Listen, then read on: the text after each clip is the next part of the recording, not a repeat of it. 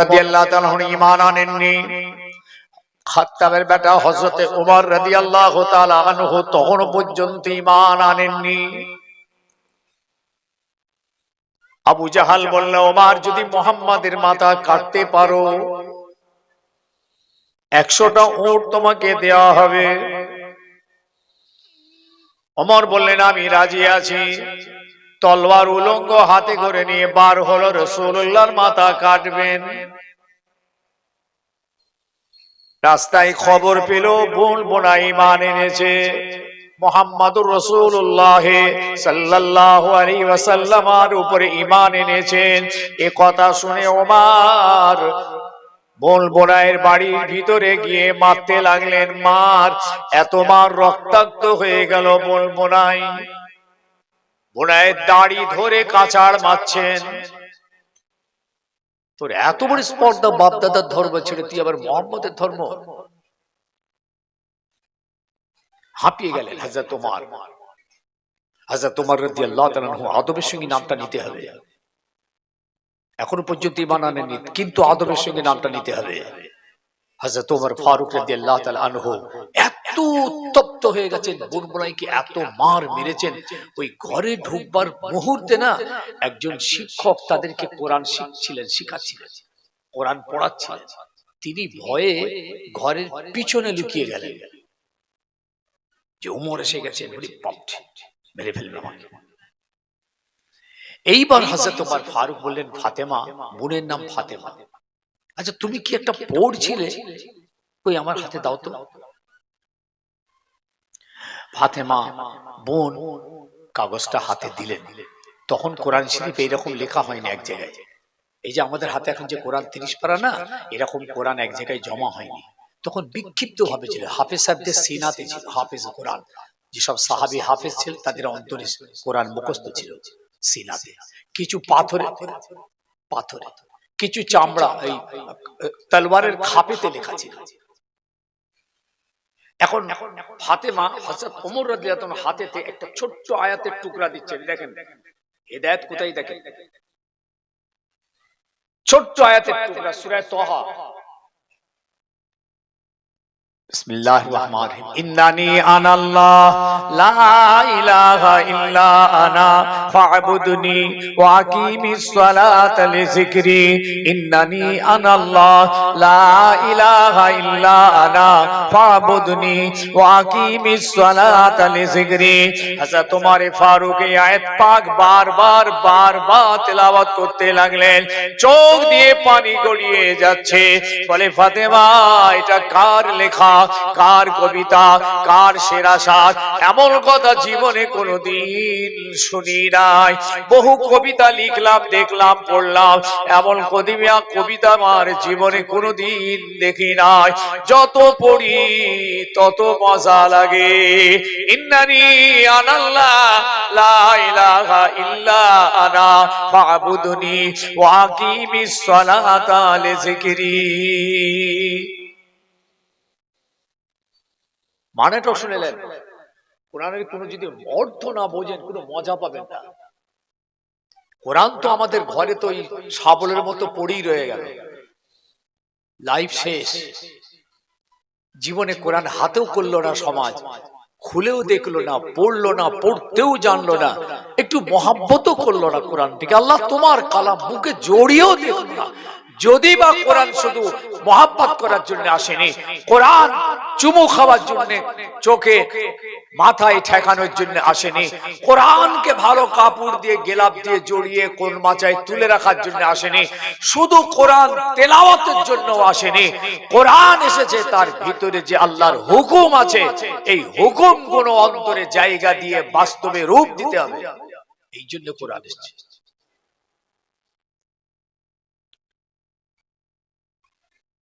হুদাল লিল মুত্তাকিন, যারা মুত্তাকি হবে এদের জন্য হেদায়েতের সবব কোরআন। আপনি কোরআন ছাড়া বাঁচবেন কোথায়? আমাদের সংবিধান, হাদিস আমাদের সংবিধান। আল্লাহর পক্ষ থেকে, রাসূলের পক্ষ থেকে আমাদেরকে বাঁচার সংবিধান দিয়ে গেছে। এই দুটোকে মজবুত করে ধরো, এই দুটোর উপরে জিন্দেগি তৈরি করো, তুমি কামিয়াব। আমি রাসূলুল্লাহ চলে যাচ্ছি, আমার পরে তোমাদের আর কেউ লোকসান করতে পারবে না। আজ কোরআনের গায়ে ধুলো পড়ে আছে, যান দেখে আসে। আপনি যে দেখুন আপনার ঘরে কোরআনের গায়ে ধুলো, মাকড়সায় জাল পড়ে যান। আজ সারা পৃথিবীতে কোরআন পৌঁছে গেছে। কলকাতায় বই মেলায় দেখবেন কোরআনের একটা স্টল হয়েছে, স্টল। বিভিন্ন ল্যাঙ্গুয়েজে কোরআন ট্রান্সলেট হয়েছে, বিভিন্ন ভাষায়। ওই বিভিন্ন ভাষাভাষীর লোক এসে কোরআন কিনছে, ইংলিশে কোরআন কিনছে, ফার্সিতে কিনছে, হিন্দিতে কিনছে, আর এ ভাষা ও ভাষা, খ্রিস্টানদের ভাষা, তারা কোরআন কিনছে, ইহুদিরা এসে কোরআন কিনছে।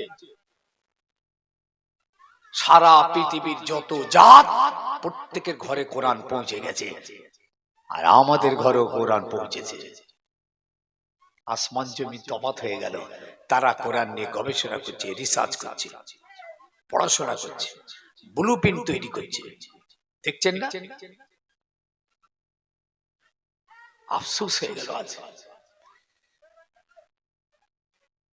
তিনটে পৃথিবীতে তিন জাতের মানুষ, তিন শ্রেণীর মানুষ তৈরি হয়েছে, তিন শ্রেণী। একটা শ্রেণী শুনলেন ইহুদি খ্রিস্টানদের ভিতরে 20-25 বছর ধরে কোরআন নিয়ে গবেষণা করছে, পড়াশোনা করছে। ওরা বোঝে তো, কোরআনের মানে মতলব বুঝছে তো, ওদের ভাষাই কোরআন। আরবি না জানলো ইংলিশ জানে, ইংলিশে কোরআন পড়ছে তারা। এই 25 বছর ধরে গবেষণা করতে করতে করতে করতে তারা কোরআন যে একটা সত্য নির্ভেজাল কিতাব, তার উপরে ঈমান এনে মুসলমান হয়ে যাচ্ছে। সুবহানাল্লাহ বললেন না? একটু দিল খুলে হবে না? তাদের মেয়েরা, ইহুদি খ্রিস্টানদের মেয়েরাও ঈমান এনে কলমা পড়ে মুসলমান হচ্ছে, খালি কোরআন রিসার্চ করে। আর একটা দল কোরআন পোড়াচ্ছে, ছিঁড়ে ফেলছে, পিচ্ছাপ করছে, লাথি মারছে, সারা পৃথিবীতে ভাইরাল আজকে। আর একটা দল বেরিয়েছে, এরা আমাদের কোরআন নিয়ে পড়াশোনা করছে, গবেষণা করছে, কোরআনের ভিতরে ঢুকছে, যাঁচ পড়তাল করে কোরআনের ভিতর থেকে একটা একটা আয়াত তুলে এনে না, আর আমাদের উপরে আঘাত হানছে যে এই কোরআন জঙ্গি কিতাব, জঙ্গি শিক্ষা দেয়, খুন খারাপি শিক্ষা দেয়, এটা অমানবিক কিতাব। জি, এই মুহাম্মদ সাল্লাল্লাহু আলাইহি ওয়াসাল্লাম ইনিও এই জঙ্গি কোরআনের নিয়ে এসেছেন, উনিও একজন জঙ্গি। বলুন নাউযুবিল্লাহ মিন যালিক।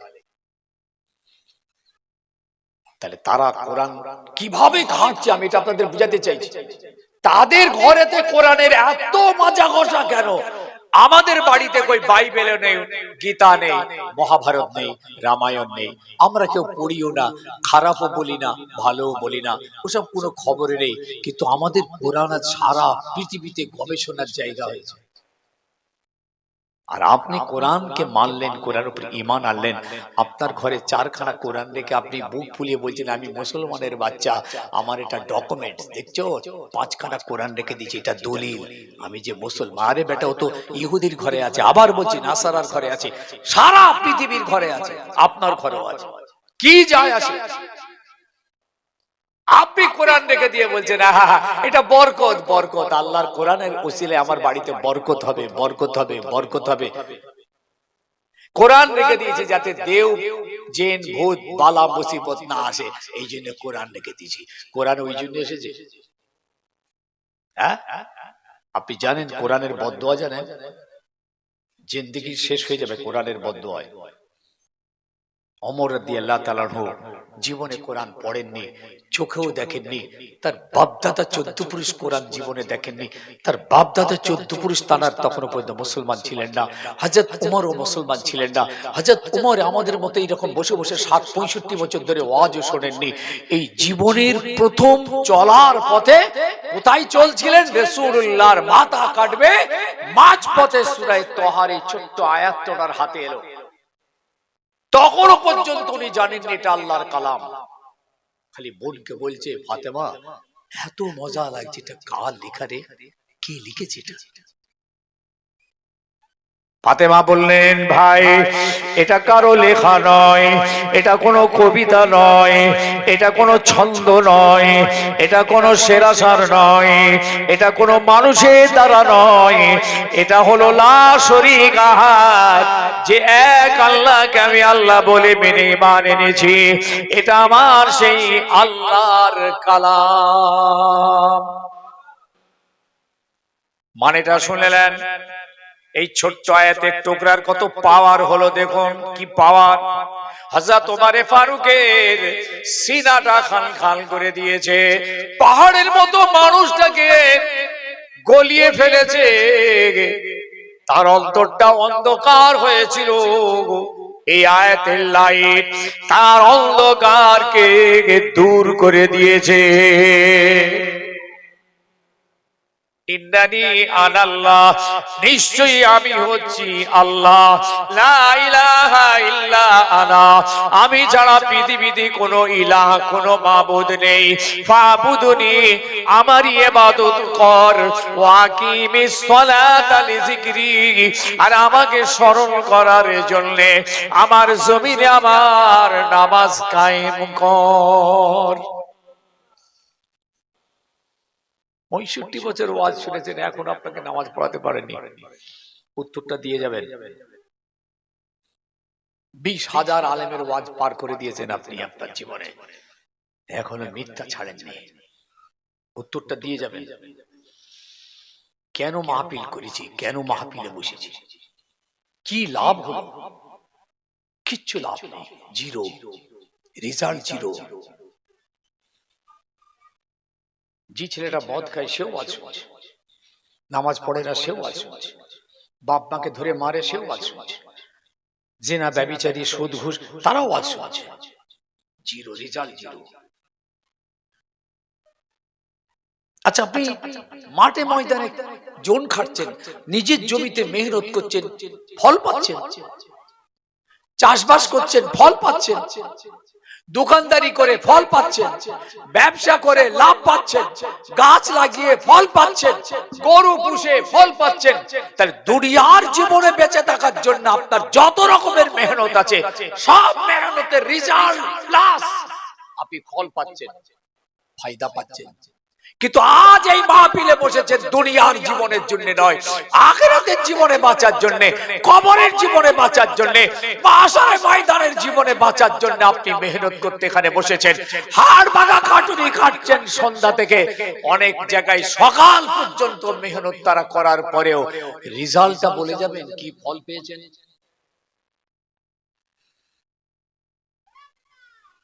গভীরে আসুন, আত্মসমীক্ষা করুন, নিজেকে ভাবান, একটু অ্যানালাইসিস করুন প্লিজ।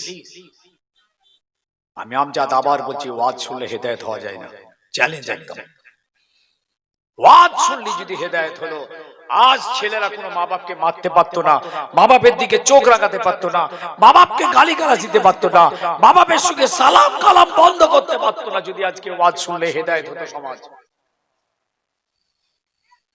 সমাজ যদি ওয়াজ শুনলে হেদায়েত হয়ে যেত, তাহলে আজকে সমাজের কিছু ছেলে দাঁড়িয়ে পিচ্ছাপ করতো না, পশ্চিম দিকে মুখ করে পিশাব করতো না, দাঁড়িয়ে দাঁড়িয়ে পানি পান করতো না, আস্তাগফিরুল্লাহ নেশা করতো না, সুদের কারবার করতো না, যে সুদের কারবারটা মায়ের সঙ্গে জিনা করার গুনাহ। ওয়াজ শুনলে হেদায়েত হওয়া যায় না, প্রমাণ এইটাই প্রমাণ, নাহলে আপনাদের উত্তর দিতে হবে। এত মেহনত করছেন সারা রাত, রেজাল্ট জিরো। এটা আখিরাতে বাঁচার জন্যই মেহনতটা করছেন, দুনিয়াতে বাঁচার জন্য নয়। দুনিয়ায় এখান থেকে কিছু পাওনা নেই। কি পাওনা আছে আপনার? আপনি আখিরাতে বাঁচবার ভয়ে, কবরে বাঁচবার ভয়ে, জাহান্নামা থেকে বাঁচার ভয়ে, কিয়ামতের ময়দানে বাঁচার জন্য সেই ভয়ে আপনি মাহফিল করে, মাহফিলে বসে সারা রাত মেহনত করছেন, আর রেজাল্ট নেই। আমি কি বুঝাতে পারছি? এই হোহা দেবেন তো? আমার কথা কি বুঝছেন নাকি না বুঝছেন? আপনাদের টোনা তো আমার জীবনে দুবার এলাম, এই দ্বিতীয় আর একবার এসেছিলাম বছর 2 আগে, মনে হচ্ছে সামনে আগের দিকটায়। মনে পড়ছে আপনাদের? চেনেন আমাকে? কেউ চেনেন না মনে হয়? টোনা গ্রামের সঙ্গে আমার খুবই বিশাল পরিচিতি আছে। বিশেষ করে আমার হযরত মাওলানা আব্দুল হাকিম সাহেব, এনার সঙ্গে তো দীর্ঘ জায়গায় দীর্ঘ সময় দেখা সাক্ষাৎ হয়। উনি আমায় ফোন করেন, আমিও করি প্রয়োজন মতো। এই দ্বিতীয়বার এসেছি আপনাদের গ্রামে, যার জন্য আমার মনে হয় এই আমার এসব ওয়াজ মনে হয় আপনার ঠিক পছন্দ হচ্ছে না। একটু হোহা দেন, কথা কি বুঝছেন নাকি আমি এরকম বলবো না ছেড়ে দেবো? আমি কিছু প্যাটার্ন ওয়াজ করবো, মুখস্থ গদ শুরু করবো, শুনবো ওই গল্প কাহিনীগুলো শুরু করবো, সূর্যের টান দেওয়া যে এক ঝড়ে চলে যাবো না কি করবো? তোমাদের হাতে ধরে বলছি সোনার যুবক, তোমাদের অনুরোধ করে বলছি করজোড়ে, বাঁচার জন্য এসেছি, বসেছি সবাই। বাঁচতে হবে, দুনিয়াতেও বাঁচতে হবে, কবরে বাঁচতে হবে, আখিরাতে বাঁচতে হবে। আচ্ছা, তোমার রাদিয়াল্লাহু তাআলা আনহু যখন জানতে পারলেন এটা আল্লাহর কালাম, বললেন ফাতেমা চলো আমি ওই মোহাম্মদকে মোহাম্মদ রাসূলুল্লাহ বলে আমি মানতে চাই। সুবহানাল্লাহ বলে চলে যাচ্ছে, পরিবর্তন হয়ে গেছে। ভিতর কোরআনের লাইট, কোরআনের তীর সিরা খান খান করে দিয়েছেন। আরবের বাঘের বাচ্চা বাঘ হযরত ওমর ফারুক যখনই তিনি বললেন ফাতেমা চলো আমি মোহাম্মদকে নবী বলে মানতে চাই, দেখেন তলোয়ার নিয়েছেন, মাথা কাটবে। দেখছেন হেদায়েত কোথা দেখেছেন? দেখেছেন তো, গভীরে আসতে হয়, নিজেকে ভাবাতে হয়, আত্মসমীক্ষা করতে হয়। আপনি চাষ করতে গিয়ে ভাবছেন, ভেবেচিন্তে চাষ করেন, সেই জন্য চাষে লাভ হয়। ব্যবসা করছেন, কত ভেবেচিন্তে ব্যবসা করছেন যাতে ক্ষতি না হয়, তাই ব্যবসায় আপনার লাভ হয়। গাছপালা ইত্যাদি করছেন, কত ভেবেচিন্তে যাতে লাভ হয়। টোটাল জীবনটাকে আপনি টেনে নিয়ে যাচ্ছেন, ভেবেচিন্তে ভেবেচিন্তে ভেবেচিন্তে পা ফেলছেন যাতে লস না হয়। আমরা পৃথিবীতে বাঁচার জন্য একটা পা লসে রান করি না, যেখানেই দেখবো ক্ষতি আছে সেখান থেকে পিছিয়ে আসি। দুনিয়ায় বেঁচে থাকার জন্য, দুনিয়ায় আয়েশ আরামের জন্য। ভাই ইমানদার, আর একটা জীবন আমাদের অপেক্ষা করছে, সেই জীবনে বাঁচার জন্য আপনার আমার ভাবনা নেই কেন? আপনি লসে রান করছেন কেন? আপনি জানেন এই জীবনটার থেকে সেই জীবনটা কত কঠিন? এই জীবন তো ধোঁকা, এটা তো মিথ্যা।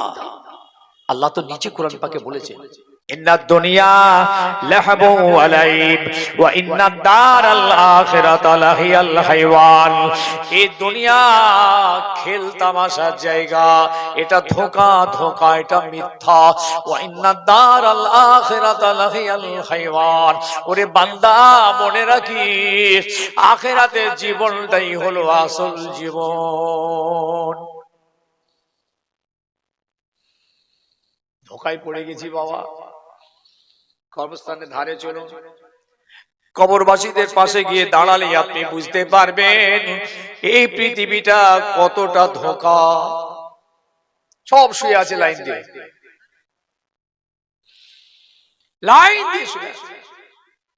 এই জন্য আমার রাসূলুল্লাহ বলেছিলেন জুরু কবরাকুম ফাইন্নাহা তুযাকিরুল মাউতা। ও আমার সাহাবীরা, কবর জিয়ারত করো, কবর জিয়ারত করো, কবরের ধারে গিয়ে দাঁড়াবে।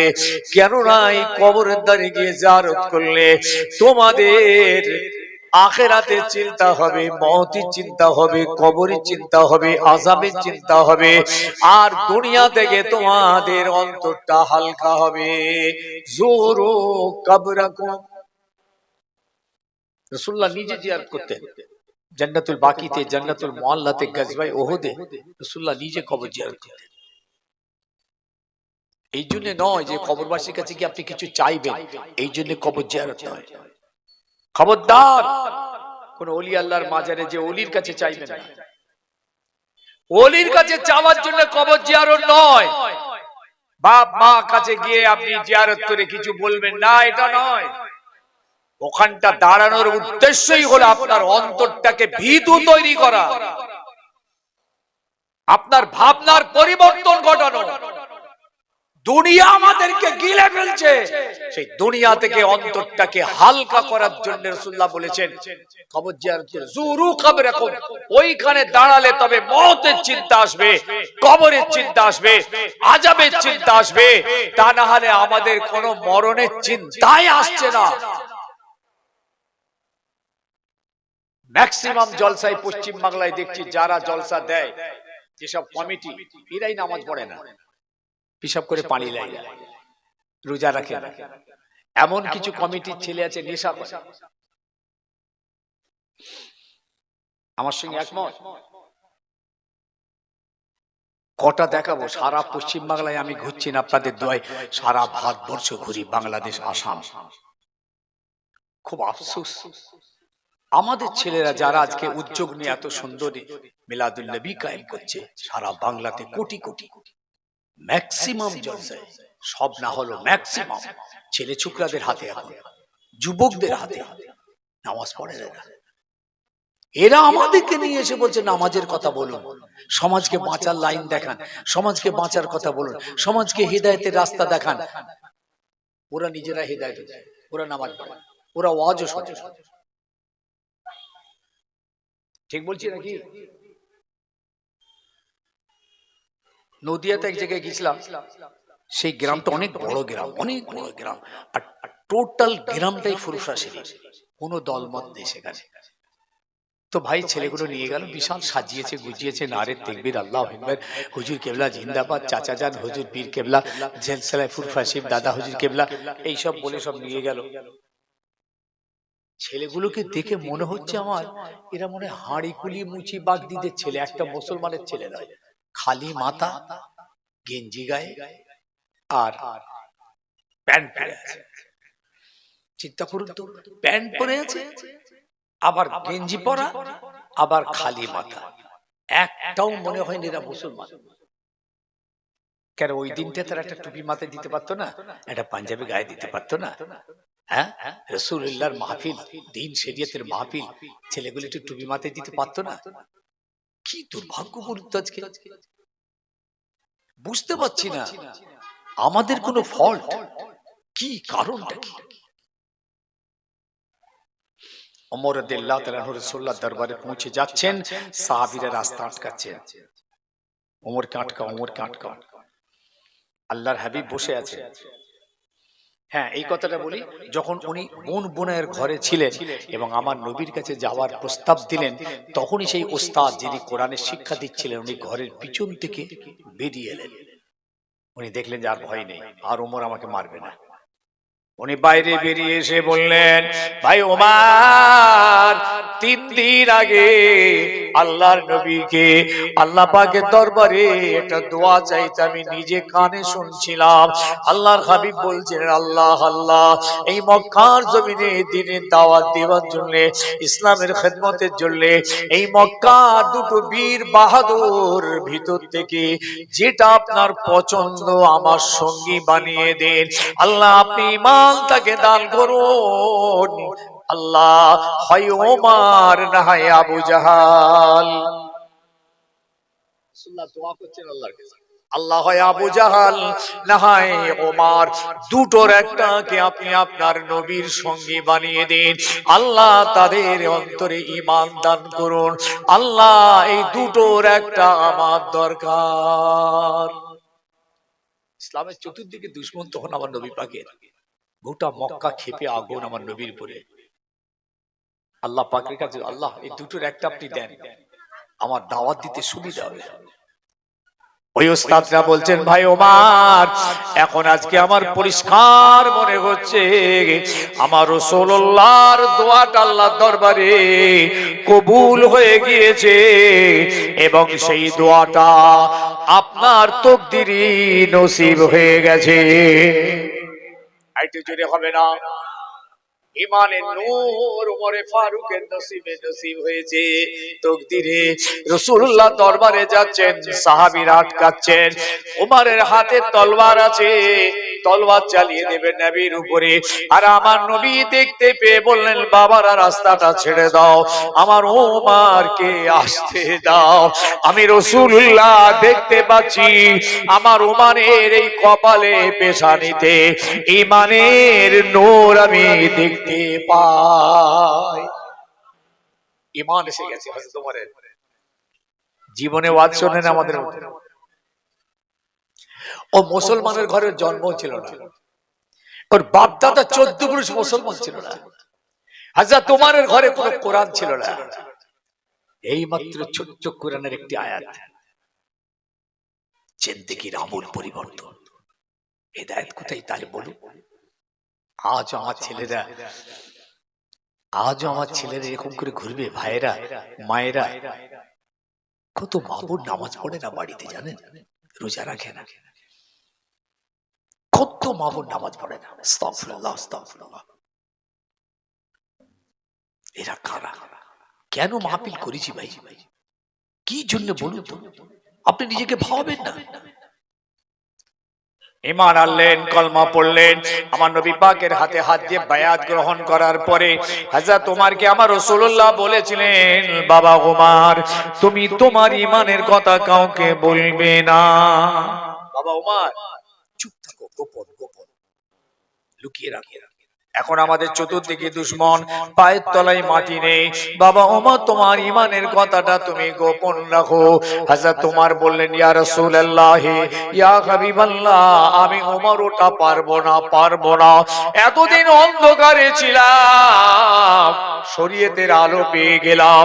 এতদিন মিথ্যার ভিতরে ছিলাম, সত্য দিন পেলাম। এতদিন নাহকের ভিতরে ছিলাম, হক দিন পেয়েছি।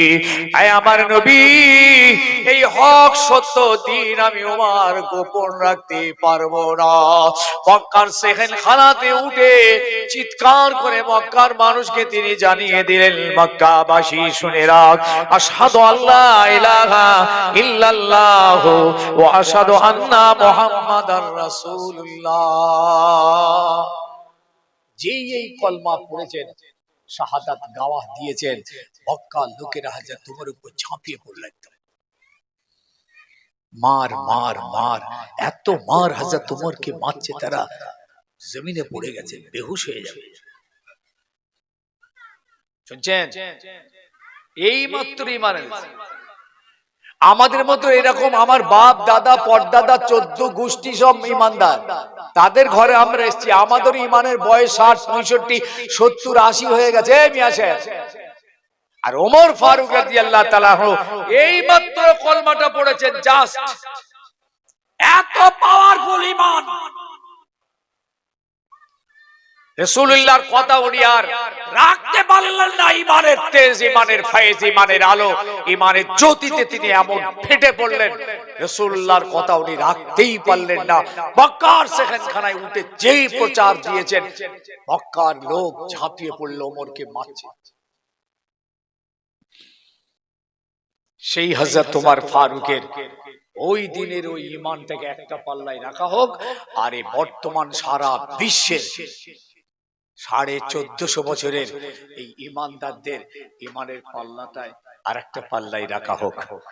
আমার হযরত ওমর ফারুকের ঈমানের ওজনের পাল্লাটা ভারী হয়ে যাবে। শুনছেন?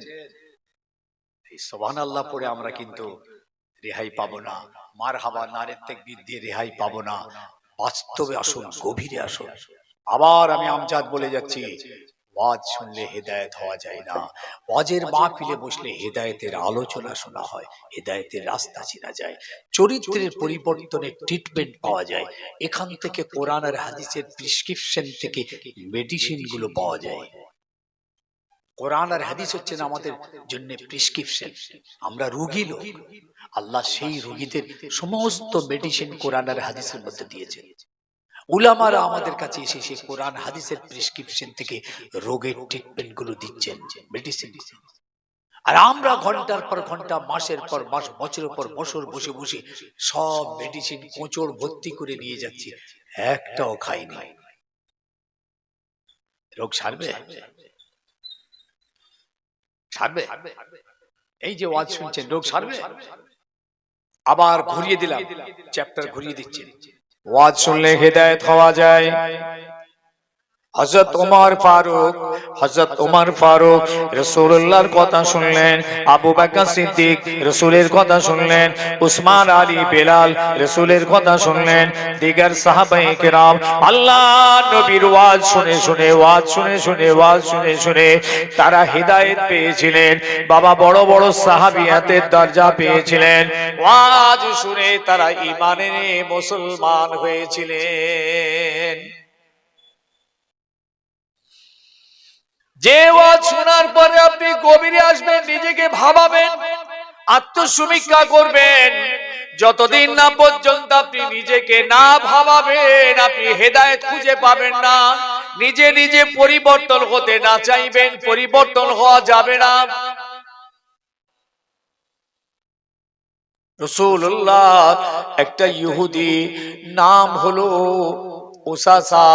বাবা মনে রাখবেন, এই লোকটি ইহুদিটা আল্লাহ নবীকে কতল করার জন্য কসম খেয়ে নিল। কসম খেয়ে নিল নবীকে মারবই মারব। তলবারটা বার করে নিয়েছে, বিষেতে ডুবিয়ে ভাত ধার করেছে, খাপের মধ্যে লুকিয়ে নিয়েছে। কসম খেয়ে কি বলল? মোহাম্মদকে না মেরে আমি পানি পান করব না। সারা পৃথিবী যদি মোহাম্মদকে মোহাম্মদ রাসূলুল্লাহ বলে মেনে নেয়, আমি মানব না। বেরিয়ে পড়ল।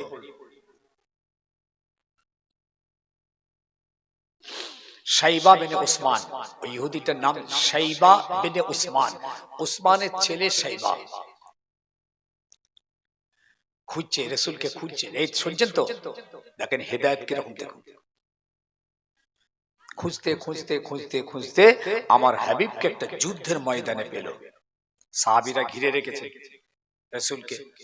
উনি টার্গেট দিচ্ছে রাসূলকে মারার জন্য। কোনো পজিশন নিতে পারছে না, ডায়ে বাঁয়ে সামনে পিছনে। এরই ফাঁকে একটু সাহাবায়ে কেরাম একটু দূরে দূরে সরে গেছেন, একটু ফাঁকা ফাঁকা হয়ে গেছে। ওই সুযোগে ওই শাইবা বিন উসমান নামে ওই ইহুদিটা একদম খাপ থেকে তলোয়ার টেনে বার করে রাসূলের উপরে ওয়ার করবেন।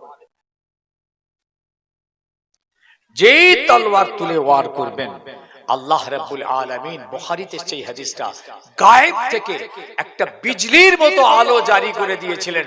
ওই আলোটা এত তীব্র পাওয়ারফুল ছিল, ওই ইহুদি চোখে এসে যখন ওই লাইটটা ফ্লাক্স হলো, ও সঙ্গে সঙ্গে তলোয়ার ফেলে দিয়ে দুটো হাত দিয়ে চোখ চেপে ধরল। আমার রাসূল কিন্তু চেয়ে আছে। সুবহানাল্লাহ বলেন, সুবহানাল্লাহ বলুন। তাহলে শাইবা আর আমার রাসূলের মাঝখানে তলোয়ারটা তুলেছে মারবে, আল্লাহর হাবিব আর এই শাইবার মিডিলে ওই বিজলির চামক হলো একটা। আর চামকটা এত পাওয়ার যে এ চোখ আর সামলাতে পারলো না, তলোয়ার ফেলে দিয়ে আপনি চোখ চেপে দিল। আল্লাহর হাবিব দেখলেন শাইবা তলোয়ার তুলেছিল আমাকে মারার জন্য। আল্লাহর হাবিব আস্তে আস্তে তলোয়ারটা তুলে নিলেন। ও শাইবা, কি হয়েছে বাবা? কেন তুমি আমাকে মারার জন্য তলোয়ার তুলেছিলে? আমি তো তোমার কোনো নোকসান করি নাই, ক্ষতি করি নাই, আমি তো তোমার দুশমন নই, কেন তলোয়ার তুমি তুললে? ও শাইবা, তলোয়ার এখন আমার হাতে, আমি মনে করলে এখনই তোমার বদলাটা নিয়ে নিতে পারি। সাহাবীরা বলছে, ইয়া রাসূলুল্লাহ, আপনি হুকুম দেন, একে আর রাখা যাবে না, দুনিয়া থেকে তুলে দি। আমার হাবিব বলছেন, সবর করো, আল্লাহ আমাকে বদলা নেওয়ার জন্য পাঠাননি, প্রতিশোধ নেওয়ার জন্য পাঠাননি, আল্লাহ আমাকে রাহমাতাল লিল আলামিন করে পাঠিয়েছে। কি ঘটনা ঘটছে দেখুন। ওয়াজ তো শুনছেন 60 বছর, এখন আপনাকে নামাজ পড়াতে পারে? ফেরেশতার এলে ওয়াজ করলে হয় কিনা জানি না, তাহলে আল্লাহকে বলি, আল্লাহ ফেরেশতা নামান।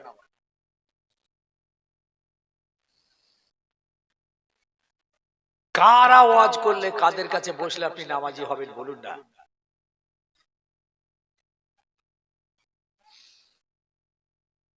আল্লাহ নবী এবার করলেন কি শোনেন, তলোয়ারটা রেখেছে, আস্তে আস্তে নিজের ভালোবাসার হাত, দয়ার হাত, মায়ার হাত, ক্ষমার হাত, প্রেম প্রীতির হাত আল্লাহ নবী আস্তে আস্তে বাড়িয়ে ওই শাইবা বিন উসমানকে দুটো হাতের মাঝখান করে নিজের বুকের কাছে টেনে এনে বললেন, ও শাইবা, যাও যাও, আল্লাহ আমাকে প্রতিশোধ নেওয়ার জন্য পাঠাননি, আমি তোমাকে আল্লাহর হস্তে ক্ষমা করে দিলাম।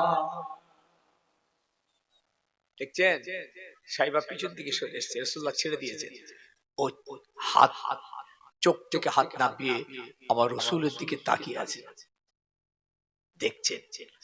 ওহ, এবার ভাবছেন, দেখেন কি ভাবছে, দেখছেন এই নাকি সেই মুহাম্মদ সাল্লাল্লাহু আলাইহি ওয়াসাল্লাম যাকে মারার জন্য আমি কসম খেয়েছিলাম। এই নাকি সেই মুহাম্মদ সাল্লাল্লাহু আলাইহি ওয়াসাল্লাম যাকে না মেরে আমি পানি পান করব না বলেছিলাম। এই নাকি সেই মুহাম্মদ সাল্লাল্লাহু আলাইহি ওয়াসাল্লাম যাকে মারার জন্য তলোয়ারটা আমি বিষেতে ডুবিয়ে আমি ধার দিয়েছিলাম। এই নাকি সেই মুহাম্মদ সাল্লাল্লাহু আলাইহি ওয়াসাল্লাম যাকে পৃথিবীর মানুষ নবী বলে মানলেও আমি মানব না বলেছিলাম। এই মুহাম্মাদের মনে এত মায়া, এত দয়া, এত ভালোবাসা আমার জানা ছিল না। আমি তলোয়ার তুললাম মারার জন্য, মারতে পারলাম না। মুহাম্মদ তলোয়ার হাতে নিয়েও আমাকে মানলেন না। তার সঙ্গীরা মারতে চাইলো, রাসূল মারতেও দিলেন না। বরং মুহাম্মদ আমাকে ভালোবাসার হাত দিয়ে বুকে জড়িয়ে ধরে ক্ষমা করে দিয়েছেন। এমন নবী মিলবে না, এমন রাসূল মিলবে না, এমন পয়গম্বর মিলবে না। এই চিন্তা করতে করতে দিন তার ভিতরে গুরুত্ব পেল, ইসলাম গুরুত্ব পেল, কোরআন গুরুত্ব পেল, নবী গুরুত্ব পেল। সঙ্গে সঙ্গে হাত বাড়িয়ে আল্লাহ নবীর মোবারক হাত ধরে তওবা করে কলমা পড়ে ঈমানের মুসলমান হয়ে গিয়েছে। জীবনে ওয়াজ শোনেনি আমাদের মতো। তার বাপ দাদা 14 পুরুষ মুসলমান ছিল না। ওই সাইবার ঘরে কোনো কোরআনও ছিল না। আমার নবী একবারের জন্য বলেনি তুমি ঈমান আনো, নাই তোমায় কতল করা হবে। এটাও রাসূল বলেননি, কিন্তু নিজেকে ভাবিয়েছে, আত্মসমীক্ষা করেছে, অ্যানালাইসিস করেছে, গবেষণা করেছে যে এই সেই মুহাম্মদ, এত মায়া, এত দয়া, এত প্রেম। এই ভাবতে ভাবতে ভাবতে ইসলামের সত্যতা উপলব্ধি করতে পেরেছি, কোরআন যে একটা সত্য বুঝতে পেরেছি, দিন যে একটা সত্য ধর্ম বুঝতে পেরেছি। ভাবলে তবে হেদায়েত পাওয়া যায়। আপনি ভাবলে তবে ব্যবসাতে লাভ পান, না ভেবে ব্যবসা করেছেন লস, ভেবে চিন্তে হিসাব করে চাষ করেছেন লাভ। ভাবলেই ফল। আজ আমি আমজাদ আপনাদেরকে হেদায়েত করে ফেলবে এমন ব্যাপারটা নয়, কোনোদিন নয়। হেদায়েত আমাদের হাতে নয়, হেদায়েত আল্লাহ বলেন আমার হাতে, মালিক আমি, তোমরা নও। নবী তুমিও হেদায়েতের মালিক নও, তুমি খালি পৌঁছে দাও, দায়িত্ব আমার। আল্লাহ বলছেন আমি আমার বান্দাকে হেদায়েত তখনই করব যখন ওরা আমার কাছে চাইবে। চাইতে হবে তবে আপনি পাবেন। দুনিয়ার তো এটাই সিস্টেম, চাইলে তবে তো পাওয়া যায়, না চাইলে আপনি পাবেন কি করে? পঞ্চায়েতে গেছেন চেয়েছেন, বিডিওতে গেছেন চেয়েছেন, থানায় গিয়ে দরখাস্ত করেছেন, হেডমাস্টারের কাছে দরখাস্ত করেছেন, পেয়েছেন। আল্লাহ বলছেন আমার কাছে হেদায়েতের দরখাস্ত দিতে হবে, তবে আমি ওদের হেদায়েত দেব। কথা শুনছেন নাকি? হেদায়েতের জন্য কি করতে হবে? কথা বলে না, সবাই মিলে বলে চাইতে হয় আল্লাহর কাছে অন্তর থেকে। কোরআনের আয়াত এসেছে, যতক্ষণ না কম আমার কাছে পরিবর্তন না চাইবে আমি আল্লাহ ওদের পরিবর্তন দিই না।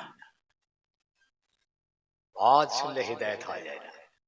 নূহ আলাইহিস সালাম, তুফান হয়ে গেছে, পৃথিবী ডুবে যাচ্ছে। নূহ নবীর সমস্ত কওমকে আল্লাহ ডুবিয়ে দিয়েছেন। কেনান তখনও সাঁতার কাটছেন, নূহ আলাইহিস সালাম নৌকার উপরে রয়েছেন। শুনছেন? 900 বছর ওয়াজ করেছেন নবী নূহ আলাইহিস সালাম। 900 বছর একজন নবী ওয়াজ করছেন, কওম হিদায়াত হয়নি। 900 বছর আল্লাহ বললেন নূহ তুমি নৌকা বানাও, আমি তোমার ওই কওমকে আর বাঁচিয়ে রাখবো না, আমি পানিতে ডুবিয়ে আমি সব মেরে ফেলবো। তুমি নৌকা বানাও, যে কটা তোমাকে মেনেছে আমাকে মেনেছে তাদের নৌকায় তুলে নাও। নূহ আলাইহিস সালাম চতুর মিস্ত্রি ছিলেন, নৌকা বানিয়ে ফেললেন, বিশাল নৌকা। ওই ছোটখাটো যে নদীতে চলি নৌকা না, ও একটা গ্রামের মতন নৌকা। সব তুলেছেন নূহ আলাইহিস সালাম, জীব জন্তুর পশু পক্ষী। আল্লাহ যা বলেছেন তাই তুলেছেন, যে কটা ঈমান এনেছেন সব তুলেছেন। পানি শুরু হলো, আসমান থেকে পানি, জমিন থেকে পানি, সব ডুবে গেল, পুরো শেষ। কিন্তু কেনানকে আল্লাহ পাক কিছুক্ষণ বাঁচিয়ে রেখেছিলেন। কেনান কি করছে জানেন? সাঁতার কাটছে। নূহ আলাইহিস সালামের নৌকা ভাসছে। বাপ তো ছেলে কাফের হলো, একটা মায়া তো থাকবে, বাপের মায়া থাকবে না? বাপ ডাকছেন, ইয়া বুনাইয়ার কাব মানা ওয়ালা তাকুন মাল কাফিরিন। হে আমার প্রিয় সন্তান, কেমন ডাক দেখেন, হে আমার প্রিয় ছেলে, আয় বাবা আমার নৌকায় উঠে আয়, ঈমান এনে নে, আল্লাহকে আল্লাহ বলে আমাকে নবী বলে মেনে নৌকায় উঠে আয়। ওয়ালা তাকুন মাল কাফিরিন, ওই কাফেরদের দলভুক্ত হয়ে যাবি না। এই ওয়াজ নূহ আলাইহিস সালাম করছেন, এই ওয়াজ পৃথিবী জমিন আর হবে না, হবে না, হবে না।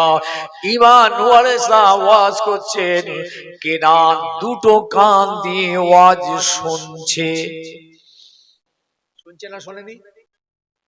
এ ওয়াজ দেবেন তো, শুনছে না? এই জন্য নৌকার এইখানে কেনান সাঁতার কাটছে, নূহ আলাইহিস সালাম ওয়াজ করছেন, শুনছে না? কান দিয়ে শুনছে তো, হিদায়াত হয়েছিল। একজন নবী ওয়াজ করছেন, মোল্লা মৌলবী না, নবী ওয়াজ করছেন। ছেলে উল্টে বাপকে জবাব দিল, এ বাপ, তুমি তোমার খোদার গজবের ভয় দেখিও না, আমি তোমার এই খোদার গজবের আমি ভয় খাই না। সাবি এলা জাবালিন ইয়াসমুনি মিনাল মা। এই বাপ, ওই যে পাহাড়টা দেখতে পাচ্ছো, ওই পাহাড়ের চূড়ায় আমি উঠে যাব, ওই পাহাড়ের চূড়াটা তোমার খোদার গজব থেকে আমাকে বাঁচিয়ে দেবে। একজন নবী ওয়াজ করছেন, উলুল আজম নবী, আল্লাহু আকবার। ছেলে ওয়াজ শুনছেন, নবী হিদায়াত হচ্ছে। বাপ আবার বললেন, ও বাবা ছেলে, ও আমার প্রিয় সন্তান, লা আসমাল ইয়াউমা মিন আমরিল্লাহ। বাবা ছেলে, আল্লাহর গজব শুরু হয়ে গেছে, এই গজব থেকে তোকে কেউ বাঁচাতে পারবে না। আয় বাবা ছেলে, আমার নৌকায় উঠে আয়, নৌকায় উঠে আয়, আমাকে নবী বলে মান, আল্লাহকে আল্লাহ বলে মেনে ঈমান ঢুকে এনে তুই আমার নৌকায় উঠে পড়। ইয়া বুনাইয়ার কাব মানা ওয়ালা তাকুন মাল কাফিরিন, তুই কাফেরদের সঙ্গে হয়ে যাস না। হলো না? বাপের এই করুণ ডাক, এই ওয়াজ কান দিয়ে শুনলো, হিদায়াত হলো না। কেন? ও অন্তর থেকে হিদায়াত চাই। ও যদি ওখানে চাইতো, আল্লাহ সঙ্গে সঙ্গে ওকে মুকাল্লিবাল কুলুব, ওর অন্তরকে ঘুরিয়ে হিদায়াতের নূর দিয়ে আল্লাহকে হিদায়াত নসিব করে দিত। অন্তর থেকে চাই। ফাহালা বাইনাহুমাল মাউজ ফাকানা মিনাল মুগরাকিন। একটা পানির ঢেউ এলো, নূহ আলাইহিস সালামের নৌকার সামনে একটা পানির ঢেউ এলো, এক ঢেউতে একদম কেনানকে তুলে দিল। বাপের সামনে ছেলে ডুবে গেল। ওয়াজ শুনে হিদায়াত। হ্যাঁ, ইব্রাহিম আলাইহিস সালাম ওয়াজ করছিলেন, নিজের বাপ আজর নিজে কান দিয়ে শুনছিল, হিদায়াত হয়নি। মুসা নবী আলাইহিস সালাম ওয়াজ করছিলেন, ফিরাউন দুটো কান দিয়ে শুনেছিল, হিদায়াত হয়নি। ইব্রাহিম আলাইহিস সালাম ওয়াজ করছিলেন, নমরুদ দুটো কান দিয়ে ওয়াজ শুনেছে, হিদায়াত হয়নি। আমার নবী মুহাম্মদুর রাসূলুল্লাহ সাল্লাল্লাহু আলাইহি ওয়াসাল্লাম ওয়াজ করছিলেন, চাচা আবু তালেব দুটো কান দিয়ে নসিহত শুনেছে, হিদায়াত হয়নি। আবু জেহেল হয়নি, উতবা সাইবা হয়নি। আবার আমার নবী ওয়াজ করলেন, আবু বকর হিদায়াত, ওমর, উসমান, আলী, বেলাল হিদায়াত। আল্লাহর নবীর দিগার সাহাবায়ে কেরাম মসজিদে নববীতে বসে বসে ওয়াজ শুনতে শুনতে শুনতে শুনতে ঈমান এনে কলমা পড়ে মুসলমান হয়ে গিয়েছে। কোন শোনা শুনছি আমরা? আবু জেহেলের মত নাকি? আবু জেহেল জানেন, আমার রাসূলুল্লাহর পাশে বসে কোরআন শরীফ শুনছে, পাশে আমার হাবিব কোরআন তেলাওয়াত করছেন, আবু জেহেল পাশে বসে আছে। রাসূলুল্লাহর কোরআন পড়া শেষ হলো, আবু জেহেল বলছে, এই মুহাম্মদ সাল্লাল্লাহু আলাইহি ওয়াসাল্লাম, তুমি যেন মনে করো না আমি তোমার কোরআন পড়া শুনছিলাম।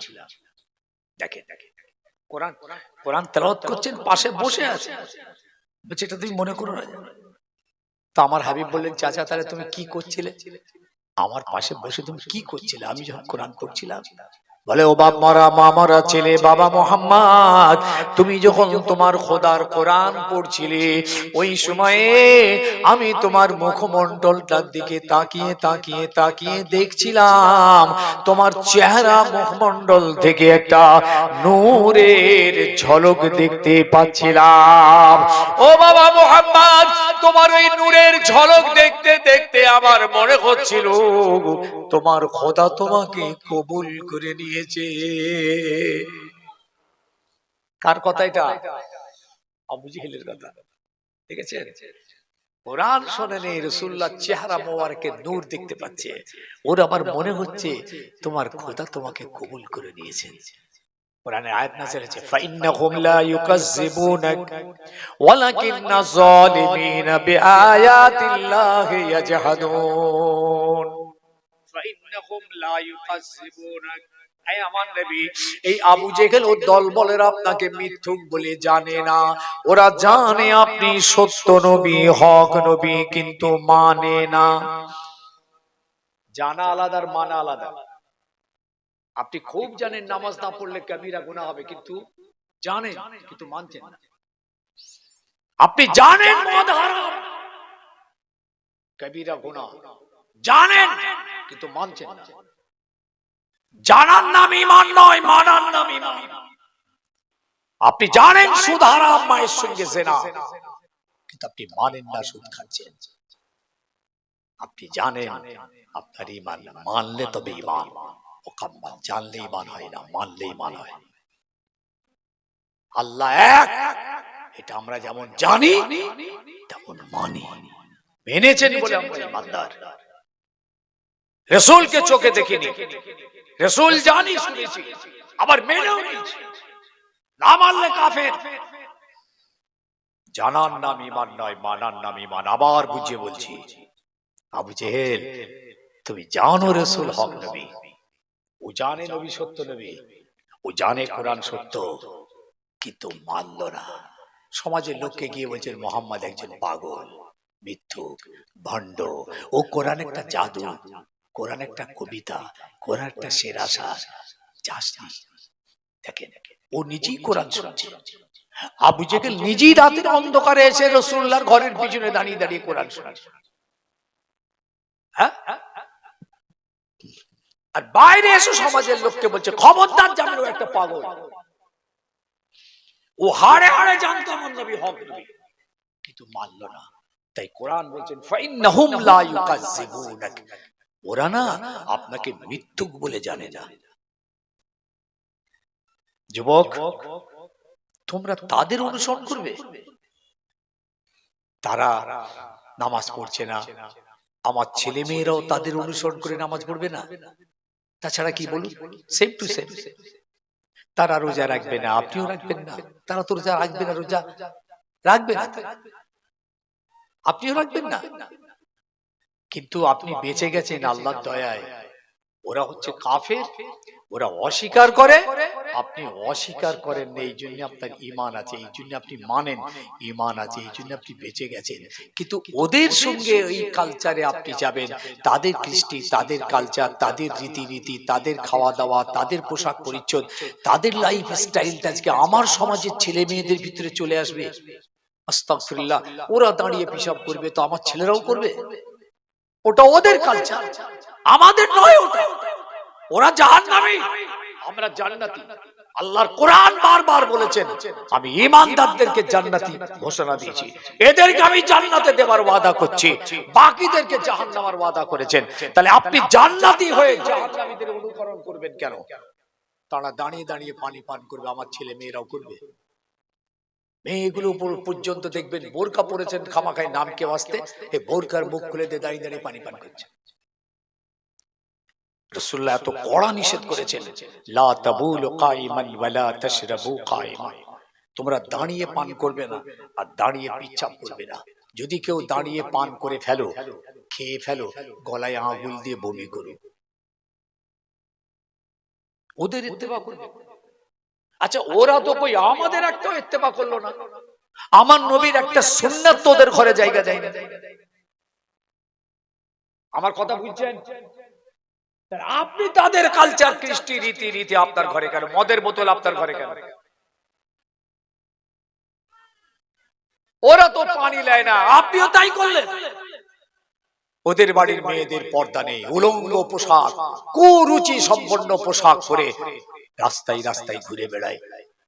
আমার বাড়ির মা বোনরাও তাই করলো, এদেরও পোশাক পরিচ্ছদ ঠিক নেই, উলঙ্গ হয়ে বিহায়ের মতো ঘুরে বেড়াচ্ছে, উলঙ্গ নাস্তিক খ্রিস্টানদের মতো। হ্যাঁ, আমি আমজাদ বুঝাতে চেষ্টা করছি, বুঝতে চেষ্টা করুন আমি কি বলতে চাইছি। ওদের ইত্তেবাকে কবর দিন, ওদের কালচারকে কবর দিন, ওদের কৃষ্টিকে কবর দিন।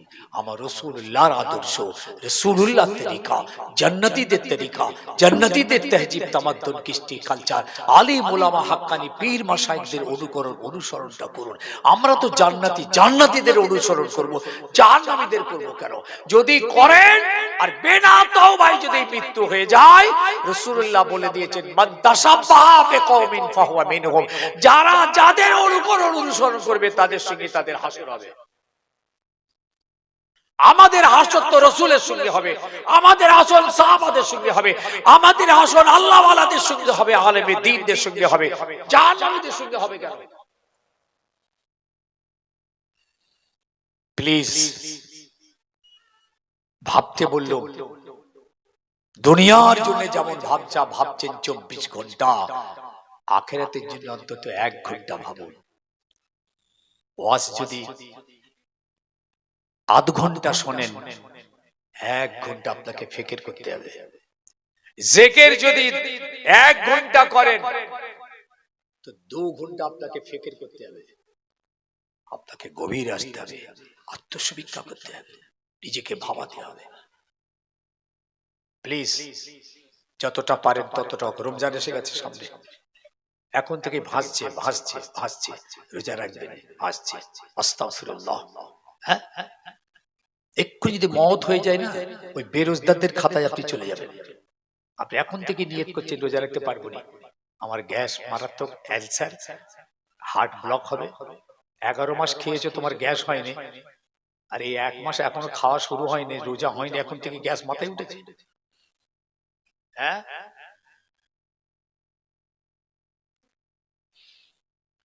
নামাজ শুরু করেন, যতটা হয় ততটা হোক, আস্তে আস্তে হোক, সময় মতো হোক, ধীরে ধীরে হোক। রমজানে রোজা রাখেন, সব পার্বণে হুজুর যতটা হয় ততটা হোক, 4টে 6টা, ফের 2 দিন বাদ দিয়ে ফের 3টে, ফের 4টে বাদ দিয়ে ফের 6টা, অন্তত আপনি শুরু করুন। আর পিছনে যত দিনের নামাজ রোজা আমরা কাজা করে চলে এসেছি, আল্লাহর কাছে মাপ চান, ক্ষমা চান। আল্লাহ এত বড় দয়ালু, ওয়াদা করেছেন, তোরা আমার কাছে নতজানু হয়ে যদি ক্ষমা চাস, আমি আল্লাহ তোদের জিন্দেগির পিছনে সব গুনাহ আমি মাফ করে দেব। আপনি জানেন 30 বছর আপনি রোজা রাখেননি, কত টাকা কাফারা বলুন তো? এখন কোন বড় লোক যদি বলে আমি কাফারা দিয়ে দেব, হবে? ভাই আমি নামাজ পড়তে পারবো না, কত কাফারা হয় বল ভাই, দিয়ে দেব, হবে? চলবে? কত হয়? চলবে কি? ওর জন্য কাফারা নয়। কাফারা যেখানটা যার জন্য তারই কাফারা চলবে, যিনি শয্যাশায়ী হয়ে আর নামাজ পড়তে পারছেন না, সম্ভব হচ্ছে না, দাঁড়িয়ে হচ্ছে না, বসেও হচ্ছে না, শুয়েও হচ্ছে না, ইশারাতেও হচ্ছে না, শুয়ে ইশারা পর্যন্ত ছাড় আছে আমাদের। আল্লাহ জালেম নয়, জুলুম আমাদের উপরে করেন। বান্দা দাঁড়া, পাচ্ছিস নি বস, পাচ্ছিস না শুয়ে পড়, ইশারায় আমার নামাজটাকে আদায় করার চেষ্টা কর, আমি দাঁড়িয়ে দাঁড়িয়ে নামাজের সওয়াব দেব। এইবার যদি আপনার এটাও শেষ হয়ে যায়, আল্লাহ আপনাকে তখন বলবে কাফারা দে। যদি ভালো হয়ে উঠিস কাজা আদায় করবি, ভালো হতে পারলি না কাফারা দে। আর এ ষাঁড়ের মতো গতর, হাতির মতো চেহারা, খেয়ে বেড়াচ্ছে, বলছি কত টাকা লাগবে বল না, কাফারা দিয়ে দিচ্ছি, চলবে? রোজা আমি রাখতে পারবো না। কত টাকা কাফারা হবে হুজুর বলুন তো 30 দিনের রোজা? হ্যাঁ হ্যাঁ আমি দিয়ে দিচ্ছি, চলবে? যারা রোজা যে যে কারণ শরীয়ত পারমিট করেছে সেই কারণে যদি রোজা রাখতে না পারে তাদের জন্য ছাড় আছে কাফারা দেওয়া। 30 দিনের রোজা, 30 দিনের নামাজের কাফারা কত হয় একটু হিসাব করে দিই ভাই। ক্যালকুলেটরতে ধরেন তো, মোবাইলটা বার করেন যুবক, মোবাইলটা বার করো, ক্যালকুলেটরটা বার করো, একজন ধরো না। 30 বছরের খালি রোজার কাফারাটা আপনাদের হিসাব দিই। 60 বছর তো তারপরে 30 বছর বলেন না, ধরেছেন? কেউ ধরেছেন? ওরে বাবা মোবাইল ছেলেগুলো গেল কোথায়? সারা রাত তো পাবজি খেলেছিস বাবা। হ্যাঁ খোল না মোবাইলটা খোল, হয়েছে? কি লোক রে বাবা এরা।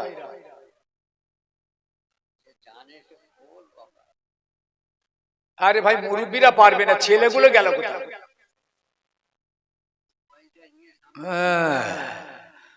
ও সব জানে, ওরা সব জানে যে কোথায় যে ঠেকবে। হিসাবটা দেখুন না, 30 বছরের নামাজের কাজার কাফারাটা শুনেলেন। ধরেছো কলম? হ্যাঁ ধরেছো? একদিনে 360 টাকা মোটামুটি বলুন। একদিন নামাজের কাফারা হলো 360।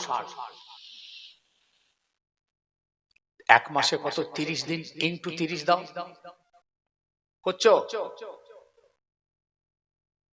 কি হলো রে আল্লাহ রে আল্লাহ, করছে না? ইনটু 30 কত হলো? তার সঙ্গে ইনটু 12 এক বছরে কত? তারপরে গুণ দিয়ে বলো 30 বছরে কত? এই মোবাইল এই সামনে এইখানে পেয়েছি এত করে। এইসব খামা খাই বেকার বসে দত্ত বেটা। এটা খুলতো, ক্যালকুলেটরটা খুলতে করছি। হ্যাঁ গুণ কর 360 ইনটু 30, 10,800 এক মাসে। 10,800 এবার লেখো 12 মাসে ইনটু 12,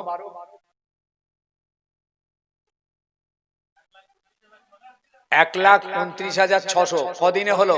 এক বছরে। 30 বছরে ইনটু 30,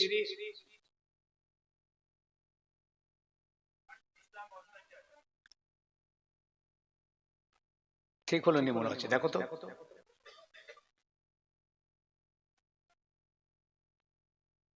গুণটা ঠিক করে দাও, কমে গেল। প্রথম দেবে 360 ইনটু 30, তারপরে ফের ইনটু 12, তারপরে দেবেন 30।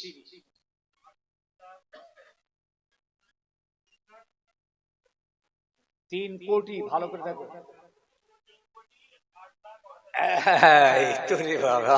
কই গো বড় লোকটা কোথায় গেল? 3 কোটি 8 কত লাখ? 8 লাখ 88,000। 30 বছরে তুমি তো নামাজ পড়ো নি 65 বছর, কোথায় যে ঠেকবে? 3 কোটি দেবেন? তবু আল্লাহর এত দয়া, আল্লাহ বলছেন বান্দা তুই যা নামাজ পিছনে ফেলে চলে এসেছিস, আমার জন্য তওবা করে খালেস অন্তরে কেঁদে মাপ চা, আমি তোদের সব গুনাহগুলোকে মাফ করে দেবো। জান ভরে বলতে পারলেন না? এদিকে তওবার পরই নামাজ শুরু করে দে, নামাজ চালু করে দে, আগিয়ে চল, নামাজের রাস্তায় হাঁটতে থাক, পিছনের জীবনকে পিছনে ফেলে দে, আমি সব গুনাহ তোদের নেস্তে নাবুদ করে দেবো। আমি হচ্ছি রহমান রহিম গফুর গফফার। কাফারা দিতে পারবো? কাফারা দিলে চলবে? হ্যাঁ রোজার কাফারাটা একটু কম, তাও রোজার কাফারা হিসাব করে নেন। 3 ওয়াক্তে একটা গরিবকে যদি খাওয়াই রোজার মাসে, ইফতার, সন্ধ্যের খাবার, সেহরি, এই 3 ওয়াক্তের টোটাল একটা খরচ কত হতে পারে? 150 টাকা না 200 টাকা? 200 টাকা। ইফতার থেকে নিয়ে সেহরি পর্যন্ত কি 200 টাকা হবে নাকি না আরো বেশি হবে? এটা ক্যালকুলেশন বলেন, বেশি হবে না? তাহলে 250, তাহলে 250 করে 30 দিনে কত হচ্ছে দেখো তো বাবা। 250 ইনটু 30,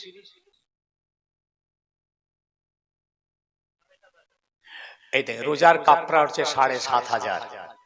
কিন্তু যে কেউ বলবে হুজুর আমি আর রোজা রাখবো না, ৭,৫০০ দিয়ে দেবো, চলবে? চলবে না, কখনো চলবে না। ওটা তাদের জন্য যারা অসহায় বিচেন সজ্জা, রোজা রাখার মতো আর ক্ষমতা নেই, রোজা রাখলে মারা যাবে। আল্লাহ বলছেন তুই রোজা ভেঙে ফেল, ওষুধপত্র খা, ট্রিটমেন্ট কর, যদি ভালো হয়ে উঠিস কাজা আদায় করে তোকে রোজা রাখতে হবে। আর যদি ভালো না হয়ে ওই অবস্থায় মারা যাস তাহলে ওই 1 মাসের ৭,৫০০ টাকার কাফারাটা দিয়ে দিস। আল্লাহ কার উপর জুলুম করেননি, আল্লাহ জুলুম করার লোক, আল্লাহ জুলুম করার করেন না।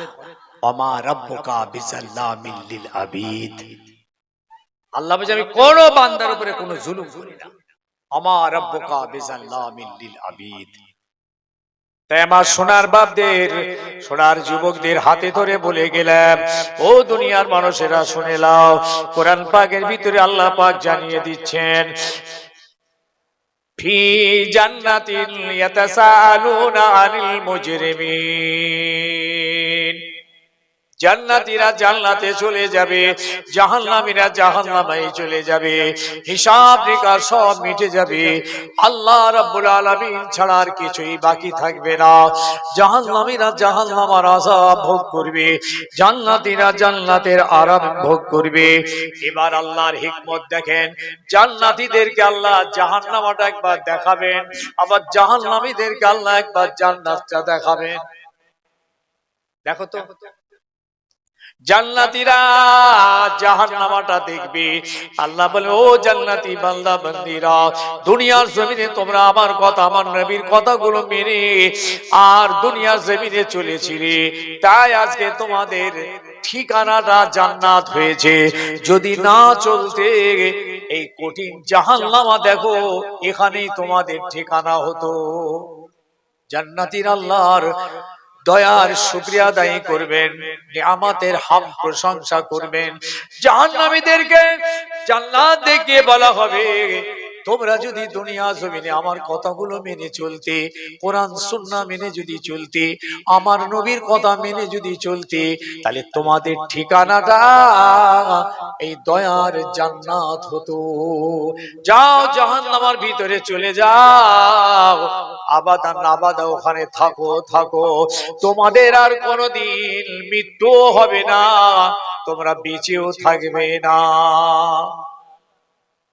জাহান্নামীরা বলবো আল্লাহ আরেকবার আমাদের দুনিয়ায় পাঠিয়ে দাও, আল্লাহ আর একবার তুমি দাও, আর জীবনে কোনদিন তোমার কথার খেলাফ করবো না, আর একবার। আল্লাহ বলবেন কাল্লা, কখনো নয়, কোন সুপারিশ এখানে চলবে না, যাও জাহান্নামে চলে যাও। শুধু যাওয়া নয়, বলছেন লা ইয়ামুতু ফিহা ওয়ালা ইয়াহইয়া, ওই জাহান্নামীরা জাহান্নামের ভিতরে থাকবে, এদের মৃত্যুও হবে না, বেঁচেও থাকবে না। বাবাজি ভাবছো জাহান্নামের আগুনে ঢুকবো তো ঢুকবো, পুড়ে ছাই হয়ে যাবে, এইটাই তো লগন। জান্নাতীদের মৃত্যু হবে না, ওরা বেঁচেই থাকবে, কিন্তু জাহান্নামীরা মৃত্যুও হবে, বেঁচেও থাকবে না, ওদের মরণও হবে না, বেঁচেও থাকবে না। কিরকম আল্লাহ পাকের হিকমতের উত্তর দেখেন, যদি মওত না হয় তাহলে তো বেঁচে থাকবো, বলছে বেঁচে থাকবে না, তাহলে বেঁচে যদি না থাকি তাহলে তো মারা যাবো, বলছে মরেও যাবে না। অর্থাৎ জাহান্নামের আগুনটা হবে কালো রঙের, জাহান্নামের আগুনের রং কালো। এই আগুনের ভিতরে যখন জাহান্নামীকে ফেলা হবে, ওদের চেহারাটার এই আমাদের দুনিয়ার মানুষের মতন চেহারা হবে না, হবে না, জাহান্নামীদের চেহারা বিকট হবে। তিরমিজি শরীফের হাদিস একটা বলছি, দাঁতটা হবে জাহান্নামীদের ওহদ পাহাড়ের মতন, পাহাড়, এই দাঁতটা পাহাড়ের মতো। চোখ কেমন, কান কেমন, নাক কেমন, হাত কেমন, পা কেমন, হিসাব করে নেন। এই চেহারার উপরে আগুন লাফিয়ে উঠবে, খেয়ে ফেলে ফেলে অবস্থা আবার তাজা হয়ে যাবে, আবার আগুন লাফাবে, বাবা খেয়ে ফেলে ফেলে অবস্থা, আবার হাড়ি গোস্ত পোস্ত সব তাজা হয়ে যাবে। লা ইয়ামুতু ফিহা ওয়া লা ইয়াহইয়া। এই জাহান্নামের ওয়াজ যখন আমার রাসূলুল্লাহ করছিলেন মসজিদের নববীর ভিতরে, সাহাবারা জাহান্নামের আযাবের ভয়েতে চিৎ মেরে আল্লাহু আকবার বলে আওয়াজ দিয়ে উঠেছে। রাসূলুল্লাহ আওয়াজ করছেন, জাহান্নামের বিভৎস খবর দিচ্ছেন, কবরের ভয়ানক আযাবের কথা রাসূলুল্লাহ যখন শোনাচ্ছিলেন, সাহাবীরা আল্লাহু আকবার বলে চিৎ মেরে উঠেছে। আজ দুনিয়ার ইমানদার রাসূলের মুমিন উম্মত সব ভুলে গেল, দিল ও দিমাগ থেকে সব হারিয়ে গেল। দুনিয়ার পিছনে ছুটতে ছুটতে ছুটতে ছুটতে আখিরাত ভুলে গেলাম, মওত ভুলে গেলাম, কবর ভুলে গেলাম, আযাব ভুলে গেলাম। দুনিয়া আমাদেরকে গ্রাস করে ফেললো। হ্যাঁ, তাই রাসূলুল্লাহ বলেছিলেন, আমার হাবিব বলেছিলেন, আমি দুনিয়া থেকে চলে যাব, আমার মওত হয়ে যাবে। বাবারা, আমার চিন্তা হয় না আমার ইন্তেকালের পর আমার উম্মত উম্মতিরা চাঁদকে খোদা বলবে, সূরজকে খোদা বলবে, পাহাড় প্রতিমাকে খোদা বলবে, সিজদা করবে। এই চিন্তা আমার হয় না। ওয়ালাকিন নাখশা আলাইকুমুদ দুনিয়া আন তানাফাসু ফিহা। কিন্তু আমার একটা চিন্তা হয়, আমার ইন্তেকালের পর আমার উম্মত উম্মতিরা পাক্কা দুনিয়াদার হয়ে যাবে, দুনিয়াদার হয়ে যাবে, দুনিয়ার পিছনে ছুটতে থাকবে, দুনিয়া তাদের উপরে প্রাধান্য বিস্তার করবে, দুনিয়ায় তারা ডুবে যাবে। আল্লাহর কথা, রাসূলের কথা, কোরআনের কথা, হালাল হারাম, পাক না পাক, হক না হকের কথা তাদের মনে থাকবে না। এই সময়টা ওদের ঈমান নষ্ট হয়ে যেতে পারে। দুনিয়াদারিকে ভয় করেছেন, যে দুনিয়াদারি আমরা করছি এইটা খুব ভয়ের। দুনিয়াদারি করা তো নাজায়েজ না, আমরা যেটা করছি এটা নাজায়েজ। সাহাবীরা তো দুনিয়াদারি করেছেন, নবীরা দুনিয়াদারি করেছেন, বুজুর্গানে দিনটা করেছেন, তাবিনটা করেছেন, তাবিনটা করেছেন, বড় বড় ইমাম মুহাদ্দিসিনও তো দুনিয়াদারি করেছেন। ছেলে বিবি বাল বাচ্চাদের লালন পালন করেছেন, ব্যবসা করেছেন, কারবার করেছেন, তিজারত করেছেন, সব করেছেন। তারাও তো দুনিয়াদারি করেছে, তাদের দুনিয়াদারিটা ছিল জায়েজ এবং হালাল। কেন? শরীয়ত মেনে, সুন্নাত মেনে, কোরআন মেনে, হাদিস মেনে, আল্লাহর নবীর আদেশ মেনে তারা দুনিয়াদারি করত। তাদের দুনিয়াদারিটাই ছিল তাদের ইবাদত। আর আমাদের দুনিয়াদারিটা নিছক দুনিয়াদারি।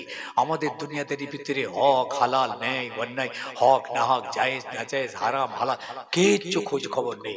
দুনিয়া হচ্ছে তো দুনিয়া হচ্ছে, এই দুনিয়াদারিটা হারাম। দুনিয়াদারির ভিতরে এটা বুঝলেন, এটা ভালো টপিক, সেটা এটা একটা ফর্মুলা। যখন দুনিয়াদারি করব আমরা, তার মধ্যে যেন দিন থাকে, দিনের খেয়ালে দুনিয়াদারি করতে হবে। চাষবাস করছেন, ওর মধ্যে দিন আছে, ব্যবসা করছে, দিন আছে। শুনছেন, এই যে খাওয়া দাওয়া করছে, যে খাওয়া দাওয়া করি আমরা, বলুন তো এটা দিন না দুনিয়া?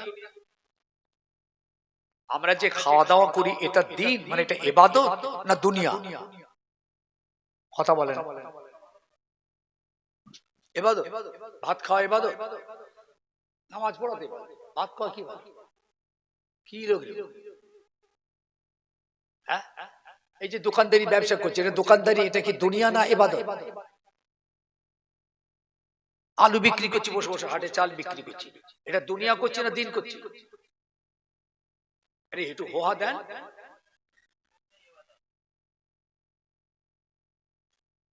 এ বলছে ওর মধ্যে দেখো কাণ্ড, কি খবর দেখো। এইটাই তো বেটা আমি বুঝাতে চাইছি, তুই তো আমার কথাটাই তো বলতে চাইছিস। চালাক ছেলে বুঝে নিয়েছে, এরা বক্তার বক্তব্যের জায়গাটা ধরতে পেরেছে, এইটাই তো বুঝাতে চেয়েছে যে আমরা দুনিয়ার চোখে দুনিয়াদারি হচ্ছে, এর মধ্যে দিনদারি আছে। কখন দিনদারি? এটা শরীয়ত মেনে ব্যবসা করতে হবে, কোরআন মেনে ব্যবসা করতে হবে, সুন্নাত মেনে ব্যবসা করতে হবে, হালাল হারাম চিন্তা করে ব্যবসা করতে হবে। এই ব্যবসাটা যদি আমরা করতে পারি, এটা দুনিয়াদারি দুনিয়ার চোখে হলেও আল্লাহ রাসূলের চোখে ওটা ইবাদত বলে গণ্য হবে। আপনার আমলনামাতে ইবাদত লিখা হবে। যেমন আমি দাড়ি পাল্লায় মাল ওজন করছি, খরিদ্দারকে মাল দিচ্ছি, টাকা নিচ্ছি, মাল দিচ্ছি, টাকা দিচ্ছি, দুনিয়াদারি করছি, ব্যবসা করছি, এর ভিতরেই দিন আছে। কিরকম দিন? ওয়াকিমুল ওয়াজনা বিল কিসতি ওয়ালা তুখসিরুল মিজান। তোমরা যখন মাল দেবে, ওজন দেবে, বারাবার দেবে, সমান দেবে, সঠিক দেবে, কম বেশি দেবে না। শুনছেন?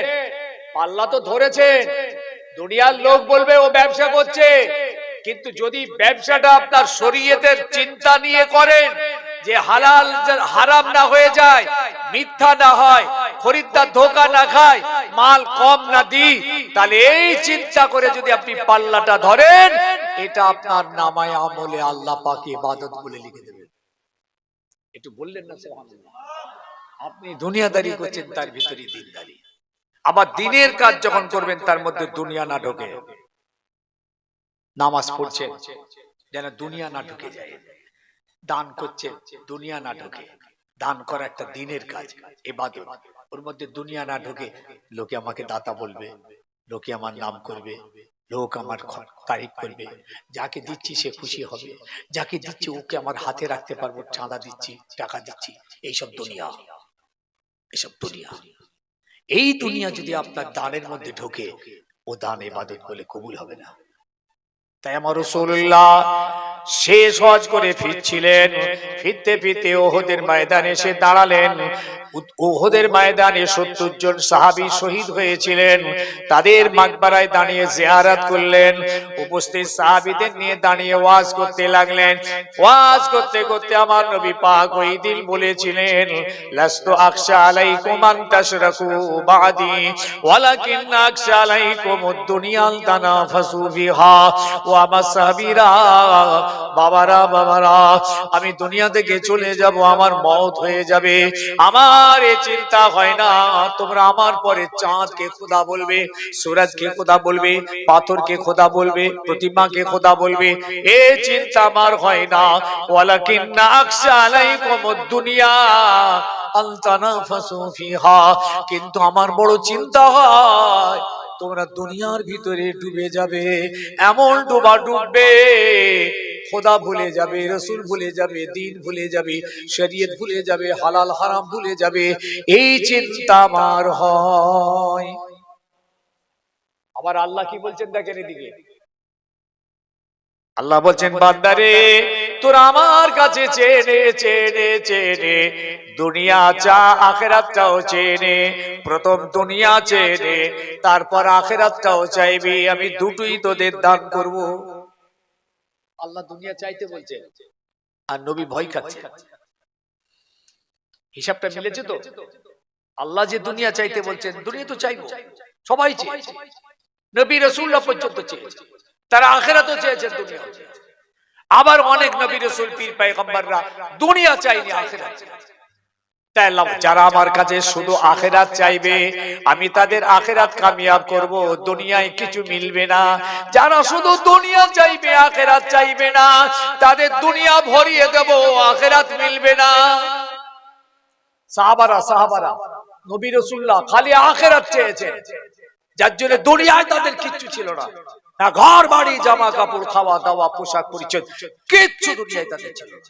খেতেই পেত না, মাসের পর মাস তাদের খাওয়াই হতো না। খেজুর পানি, গাছের পাতা চিবিয়ে, শুকনো চামড়া চিবিয়ে খেয়ে থাকতো, খেজুরের দানা চিবিয়ে। হাদিস এসেছে মুসলিম শরীফ, খেজুরের দানা চিবিয়ে চিবিয়ে খেয়ে পানি খেতেন।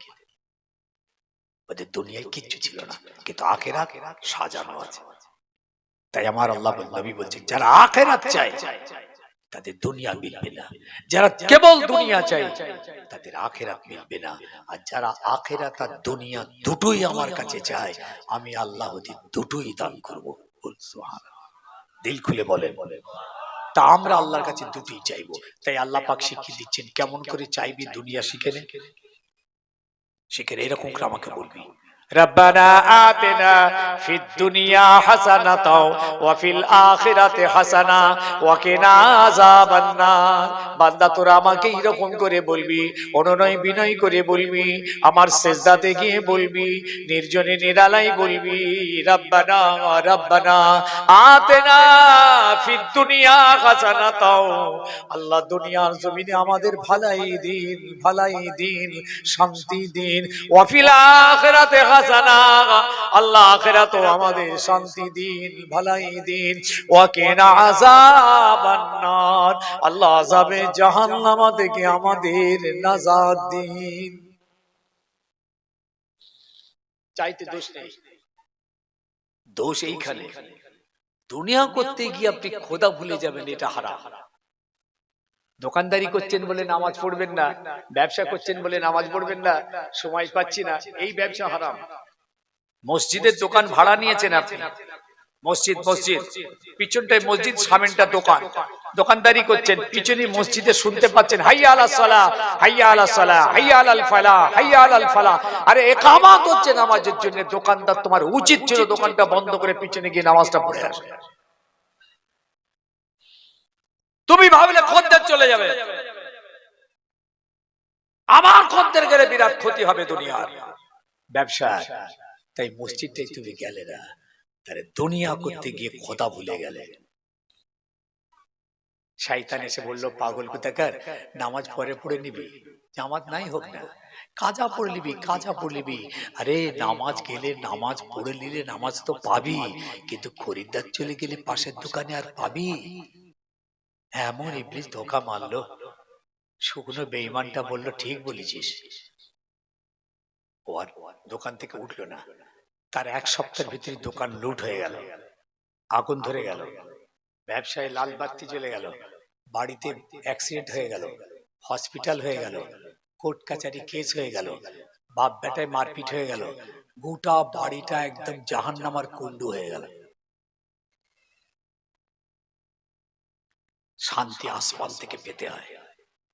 আপনি শান্তি তৈরি করতে পারবেন না। আমি আমার ফ্যামিলিতে, আমার বাড়িতে শান্তি, যত টাকা উপায় করেন আপনি শান্তি আনতে পারবেন না ভাই সাহেব। শান্তি আসমান থেকে হয়, আল্লাহ পাকের রহম আল্লাহ পাকের আসমান থেকে পাওয়া যায়। সেই বাড়িতে শান্তি, যে বাড়িতে নামাজ আছে, রোজা আছে, শরীয়ত আছে, কোরআনের তেলাওয়াত আছে, পর্দা আছে, স্বামী স্ত্রীর মধ্যে একটা মহাব্বত আছে, বাপ বেটা ছেলে মেয়ে মহাব্বত আছে, হক আছে, হালাল আছে। এইদিকে তাকান, শুনছেন কথা, শুনছেন? সেই বাড়িতে আল্লাহর রহমত আছে, সেই বাড়িতে ফেরেশতাদের দোয়া আছে, আল্লাহ তুমি এই বাড়ির উপর রহম করো, রহম করো, রহম করো। শান্তিতে আছে এই বাড়িটা। আপনি সারাদিন গাধার মতো খেয়ে কি উপায় না করে বাড়িতে এলেন, বিবির হাতে ঝাঁটা খেয়ে, ছেলের হাতে মার খেলেন, গালাগালি খেলেন, শেষ বেলায় বিষ খেলেন। ওই বাড়িতে খবর নিয়ে দেখবেন নামাজ নেই। হাই চ্যালেঞ্জ, যে বাড়িতে আল্লাহর নামাজ আছে, রোজা আছে, শরীয়ত আছে, পর্দা আছে, যে বাড়িতে শরীয়তওয়ালা বাড়ি, সেই বাড়িতে আল্লাহর রহমত আছে। অল্প উপায় হোক শান্তি আছে, ছেলে মেয়ে বাপ মা বিবি সব নিয়ে দেখবেন শান্তিতে আছে। শান্তি কি তৈরি করা যায়? বাজারে কিনতে পাওয়া যায় শান্তি? আপনি মনে করেন যে উপায় করে বাড়িতে শান্তি করাবো? আজকে কেন বাপ বেটায় কথা নেই? বলে উত্তর দেন। কেন মায়ের সঙ্গে ছেলের কথা নেই? কেন বাপ মায়ের দিকে তাকাই না ছেলে? তাদেরকে এক ঘরে করে দিয়েছেন, কিংবা ছেলে বাপ মার বাড়ি ছেড়ে দিয়ে পালিয়ে গেছে। কেন? শান্তি আনবে না। তাই জান্নাতের ভিতরে জান্নাতীরা, জাহান্নামের ভিতরে জাহান্নামীরা থাকবে। মরণ হবে না, বেঁচেও থাকবে না। এবার ওই সমস্ত জান্নাতীরা জাহান্নামীদের জিজ্ঞেস করবেন, এটা বলে আমি শেষ করব। জান্নাতীরা জাহান্নামীদের জিজ্ঞেস করবেন, মা সালাকাকুম ফি সাকার, কি কারণে তোমরা সাকার নামী জাহান্নামের ভিতরে, কি হলো তোমাদের এই সাকার নামী জাহান্নামের মধ্যে কেন? জাহান্নামের 7টা জাহান্নামের এটা একটা তবকা, স্তর আছে, ক্লাস আছে। সবাইকে এক জাহান্নামায় দেবে না, ওসব ভাগ আছে, জান্নাতেরও ভাগ আছে। আল্লাহ পাক যাকে যে জান্নাতে যে কোয়ালিটিতে দিবার চেষ্টা করবেন সেটাই সেখানে সে যাবে। ওরে আল্লাহ রে আল্লাহ, যেখানে দেয় সেখানেই হোক। যে কোন একটা লয়ার খুব নিম্নমানের জান্নাত যদি পেয়ে যায় আলহামদুলিল্লাহ, আর দরকার নেই। সব থেকে টপ র্যাঙ্কের জান্নাত হচ্ছে জান্নাতুল ফেরদাউস, যেখানে নবী রাসূলরা থাকবেন। কোন জান্নাত? এই কথা বলে না, জান্নাতুল ফেরদাউস। ওই জান্নাতে আল্লাহ পাক নামাজীদেরকে দেওয়ার ওয়াদা করেছেন, ওয়াদা করেছেন, ওয়াদা করেছেন। সূরা মুমিনুনের ভিতরে, সূরা মুমিনুন, আল্লাহ পাক এখানে পরিষ্কার বলেছেন যে মুমিন নামাজি হবে, সব মুমিন তো নামাজ পড়ে না, যে মুমিনটা নামাজি হবে এবং তার নামাজটা খুজু খুশুর সঙ্গে হবে, একগ্র চিত্তে হবে, অনুনয় বিনয়ের সঙ্গে হবে, এই মুমিনটাকে আমার খুব পছন্দ। আমি আল্লাহ ওয়াদা করছি জান্নাতুল ফিরদাউসের ওয়ারিস বানিয়ে দেব। উলাইকা হুমুল ওয়ারিসুন। আল্লাহ ওদের ওয়ারিস, জান্নাতের ফিরদাউসের ওয়ারিস বানাবেন। সূরা মুমিনের ভিতরে আল্লাহ পাক 7টা আয়াত এনেছেন, খালি মুমিনদের কিছু কিছু চরিত্র বর্ণনা করেছেন। এই গুণ যদি আমার মুমিন বান্দাদের মধ্যে থাকে, আমি ওই মুমিনগুলোকে জান্নাতুল ফিরদাউসের মালিক বানাবো। কথা বুঝে আসছে? তাহলে জান্নাতীরা জান্নাতে জিজ্ঞেস করবে, কেন তোমরা জাহান্নামের মধ্যে গেলে? এবার জাহান্নামীরা উত্তর দেবে, ক্বালু লাম নাকু মিনাল মুসাল্লিন। ওগো দুনিয়ার জমিনে আমরা মুসল্লি হইনি, নামাজি হইনি, নামাজ পড়িনি, এই জন্য আজকে জাহান্নামের ভিতরে। আর কি কারণে জাহান্নামের মধ্যে? ওয়ালাম নাকু নুতঈমুল মিসকিন। কোন মিসকিন ফকির ইয়েতিমদের কোনদিন আমরা সাহায্য করিনি, খাওয়াইনি। আর কি কারণে জাহান্নামের মধ্যে গেলে? ওয়া কুন্না নাখুদু মাআল খায়দিন। ওগো আমরা দুনিয়ার জমিনেতে যেসব জায়গাগুলো খারাপ খারাপ জায়গা, সেইখানে আমরা দল বেঁধে বসে গীবত গিল্লা পরচর্চা পরনিন্দা করতাম, গালিগালাজ করতাম, চুগলখড়ি করতাম, খারাপ লোকেদের সঙ্গে নিয়ে খারাপ আলোচনায় সময় কাটাতাম। এই জন্য আজকে জাহান্নামায়। আর কি কারণে জাহান্নামায়? অকুন্না নুকাজ্জিবু বিয়াউমিদ্দিন। আমরা কিয়ামতকে মানিনি, আখিরাত মানিনি। কবর থেকে আল্লাহ আমাদেরকে জিন্দা তুলে কিয়ামতের মাঠে আনবেন, এটা আমরা বিশ্বাস করিনি। এইভাবে আমাদের জীবন যাপন চলছিল, দুনিয়াতে এইভাবে বেঁচেছিলাম, এইভাবে দিন রাত কাটছিল। হাত্তা আতানাল ইয়াকিন। হঠাৎ মওত এসে গেল, কবরে চলে গেলাম, তওবা করার সময় পাইনি, নামাজ শুরু করবারও সময় পাইনি। যুবক বাবা, তুমি ভাবছো অনেকদিন বাঁচবে, আর আমরা মুরব্বী আমরা ভাবছি আরো কিছুদিন বাঁচলে হতো। ऐसा नहीं होगा। 70 বছরের দাদু বেঁচে আছে, 70 বছরের দাদু। 5 বছরের পোতাটা মারা গেল দাদুর সামনে।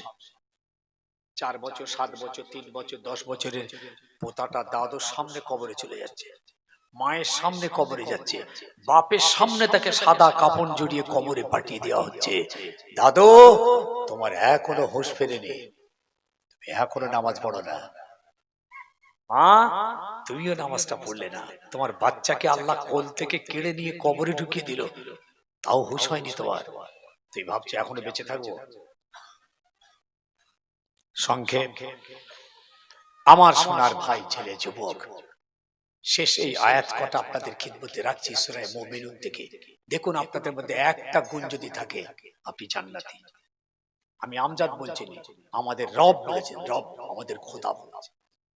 1 নম্বর, যে ঈমানদারটা নামাজি হবে, দেখেছেন তো, قد افلح المؤمنون, প্রত্যেকটা মুমিনের কথা বলছে এরা কামিয়াব। বলি বলছে আল্লাযীনা হুম ফি সালাতিহিম খাশিউন। তবে যে মুমিনটা নামাজি হবে, সব মুমিন নামাজ পড়ে? এই নামাজ পড়ে? সব মুমিন নামাজ পড়ে? পড়ে না। যে মুমিনটা নামাজি হবে, আর দ্বিতীয় হলো সে তার নামাজটা যেন খুশু খুশুর সঙ্গে হয়, একগ্র চিত্তে হয়, অনুনয় বিনয়শীল। এই মোমেন্টটাকে আল্লাহর পছন্দ। দুই, আল্লাযীনা হুম আনিল লাগবি মুরিদুন, যারা খারাপ জায়গা থেকে নিজেকে বাঁচিয়ে নেন। ওই যে খারাপ জায়গা, চায়ের দোকান, মাচা, সানের ঘাট, ক্লাব, পার্টি, টিভি, কেরাম ইত্যাদি ইত্যাদি, এই সমস্ত নোংরা জায়গা ইমানদারদের জন্য, ওখান থেকে যারা নিজেকে বাঁচিয়ে নিতে পারবে। তিন, আল্লাযীনা হুম লিযাকাতি ফাইলুন, যারা পয়সাওয়ালা মালদার, হিসাব করে গুনে গুনে যাকাত দেবে, হিসাব করে যাকাত দেবে। এই মুমিনকে আল্লাহর পছন্দ। সব ইমানদার যাকাত দেয় না। হ্যাঁ ভাই সাহেব দেয়, একটু হোহা দেন। একদল আছে মোটি দেয়, একদল আছে আদো সাদো দেয়, দিয়ে বললে হো গিয়া। আর এক দল আছে তারা কিন্তু অঙ্ক করে হিসাব করে যাকাত দেয়। এই ব্যক্তিটাকে আল্লাহর পছন্দ, হিসাব করে যাকাত নিখুঁত ভাবে আদায় দেয়, এদেরকে আল্লাহর পছন্দ। কটা হলো? কটা হলো? তিনটে হলো। তিনটে, একটা হলো নামাজ, দ্বিতীয় হলো খারাপ জায়গা থেকে দূরে থাকা, তিন নম্বর হলো যাকাত, চার নম্বর যারা তাদের শরমগাকে হেফাজত রাখবে। আল্লাযীনা হুম লিফুরুজিহিম ইউহাফিজুন, যারা তাদের শরমগাকে হেফাজত রাখবে, লজ্জাস্থানকে হেফাজত রাখবে। আল্লাহ বলেন আমি এদেরকে খুব পছন্দ করি। পাঁচ নম্বর, আমানতের যারা হেফাজত করে, আমানত আর ওয়াদা করলে ওয়াদা পূরণ করে। আল্লাযীনা হুম লিআমানাতিহিম ওয়া আহদিহিম রাউন, যারা আমানত হেফাজত করে, যারা ওয়াদা করলে ওয়াদা পূরণ করে, আল্লাহ এদের খুব পছন্দ করে। শেষ আয়াত, যারা পাঁচ ওয়াক্ত নামাজটা ঠিক ওয়াক্তে ওয়াক্তে আদায় করে। এমনি নয় ফজরের নামাজটা আমরা জোহরের সময় কাজা পড়ছি, কাজা হয়ে গেছে, এটা না, আল্লাহ ওটা পছন্দ করেন। ও নামাজ আপনার হয়ে যাবে কাজা পড়লে, আল্লাহর কাছ থেকে আপনি ছাড় পেয়ে যাবেন, কিন্তু আল্লাহ পাক খুশি না হতে, খুশি ওই নামাজের উপরে যে ওয়াক্তের নামাজ ওয়াক্তে আদায় করে। আমি বুঝতে পারছি, প্রত্যেকটা ওয়াক্তের নামাজ যারা ওয়াক্তে ওয়াক্তে আদায় করে। আমরা তো পারি না, আমাদের মাগরিব কাজা হয়ে গেল, এশার সময় পড়ে, এশা কাজা হয়ে গেছে, পরের দিন পড়ছি, নামাজ আদায় হবে, কিন্তু আল্লাহ পাক এতে খুশি নন। পেয়েছেন? এই বলে আল্লাহ পাক শেষ আয়াত নাযিল করছেন, দেখুন জান্নাত দিচ্ছে আপনাদের। উলাইকা হুমুল ওয়ারিসুন, আমি আল্লাহ এই মুমিনগুলোকে, যাদের ভিতরে এই গুণগুলো পাওয়া যাবে, আমি আল্লাহ তাদের মালিক বানিয়ে দেব, মালিক বানিয়ে দেব, ওয়ারিস বানিয়ে দেব। কিসের মালিক? আল্লাযীনা ইয়ারসুনাল ফিরদাউসা ওয়া হুম ফিহা খালিদুন, আমি আল্লাহ এদেরকে জান্নাতুল ফিরদাউসের ওয়ারিস বানিয়ে দেব। দিল খুলে বলে, আওয়াজ করে বলে, আল্লাহ আমাদেরকে জান্নাতুল ফিরদাউসের ওয়ারিস বানাবেন, ওয়াদা করেছেন। এবং এটাও বলেছেন জান্নাতের ভিতরে এরা প্রবেশ করবে, কোনদিন আর বার হবে না। আল্লাহ আমাদের দ্বীনকে বোঝার তৌফিক দিন, বলুন আমিন। আরো জোরে আমিন। দ্বীনের গুরুত্ব উপলব্ধি করতে পারি, বলুন আমিন। দ্বীনের দ্বীনটাকে সমাজ আমাদের মধ্যে যেন আসে, দ্বীনের সমাজ, বলুন আল্লাহুম্মা আমিন। আর শেষ বলে যাচ্ছি, নামাজ আর রোজা চলতে থাকুক, যতটা হয় ততটা হোক, আস্তে আস্তে হোক, সময় মতো হোক, একদম বন্ধ রাখা যাবে না, চালু হয়ে যাবে। আর পিছনের গুণের জন্য মাপ চেয়ে নেন। আর ওই জাহান্নামীদের যে অনুকরণ অনুসরণ করে আমার ছেলে মেয়েরা চলছে, ওইটাকে সম্পূর্ণ খবর দিন। ওদের কালচার যেন আমাদের মধ্যে না থাকে, ওদের কৃষ্টি, ওদের রীতিনীতি, ওদের চালচলন, ওদের খাওয়া দাওয়া, ওদের পোশাক পরিচ্ছদ, জাহান্নামীদের কালচার খবর দিন। আল্লাহ আমাদের সকলকে হেদায়েত নসিব করেন, বলুন আল্লাহুম্মা আমিন। আবার কখনো সময় হলে ইনশাআল্লাহ আসবো। একবার দাঁড়ান তো ভাই, রাসূলের দিকে সালাম পড়ি, সামনের দিকে আগে আসেন। ইয়া নবী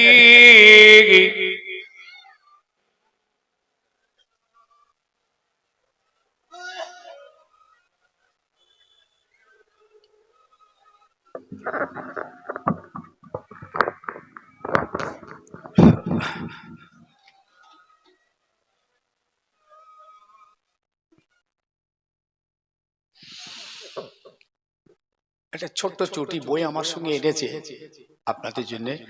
বইটা হচ্ছে ফুরফা শিল্পের কুইজ। হাফিজা চলে যাচ্ছে, বসেন বসেন।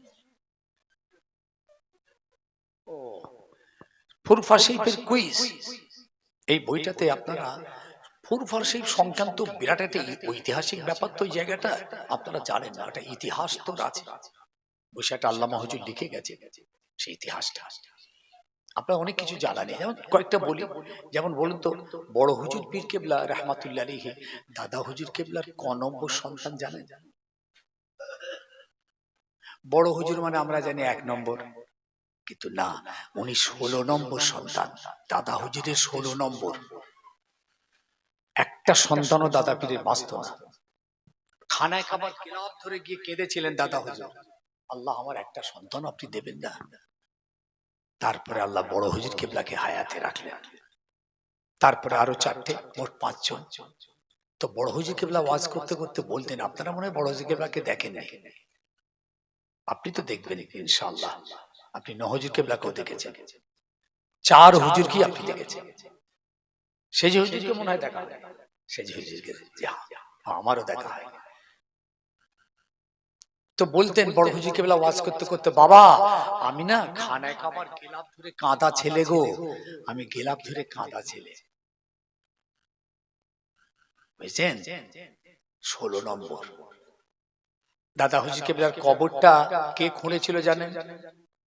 জানেন না। দাদা পীর কেবলা নিজে খুঁড়েছিলেন।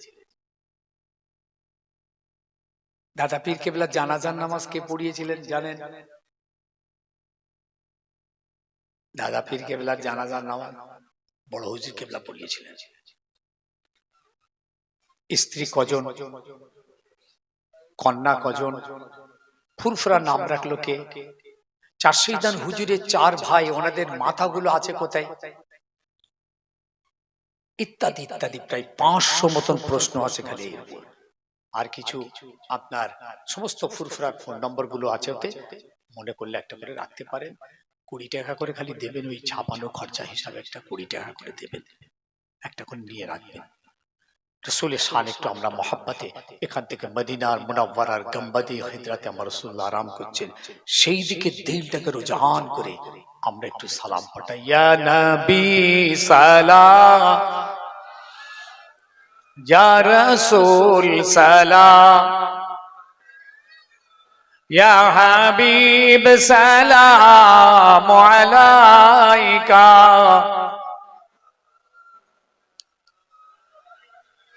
तुमको हो रफ़ात मुबारक, तुमको हो हशमत मुबारक, तुमको हो अज़मत मुबारक, तुमको हो उम्मत मुबारक। या नबी सलाम,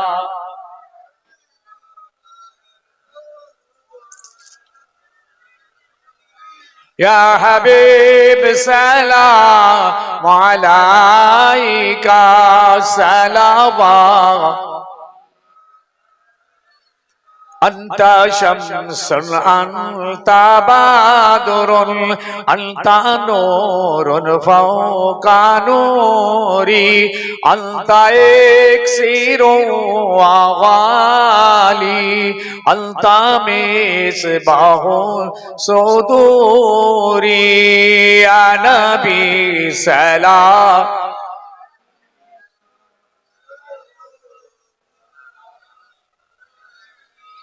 या हबीब सलाम।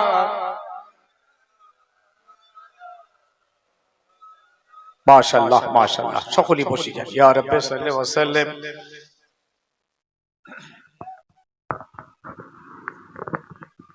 ইরশিব আল্লাহুম্মা, এই আমাদের এসে মৌল সাহেব এসে, হ্যাঁ এসে। বাবাজি কিতাব যারা নেবেন একটা করে নিয়ে নেন, নিয়ে যাচ্ছে 20 টাকা করে দেবেন খালি ছাপানো খরচা হিসাবে। যে দুরশিব আল্লাহুম্মা সাল্লি আলা,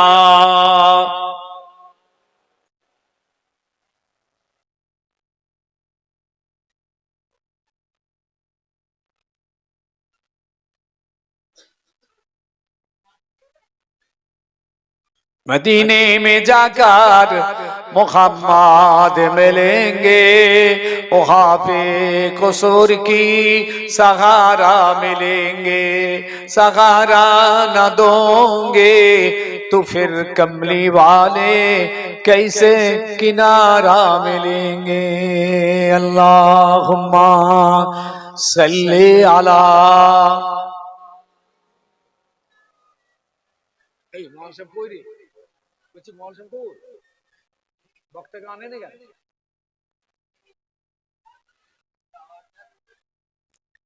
এই ছেলেরা মৌল সাহেবকে নিয়ে এসো।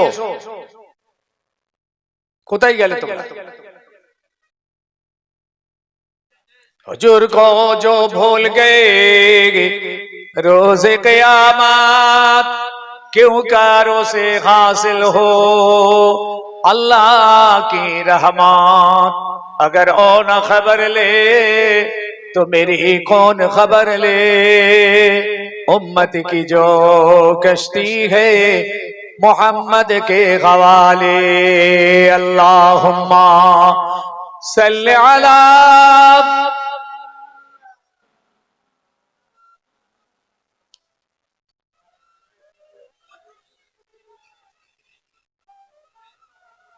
प्यारे हाजिरीन मजलिस, আলহামদুলিল্লাহ বিদায় নিচ্ছি।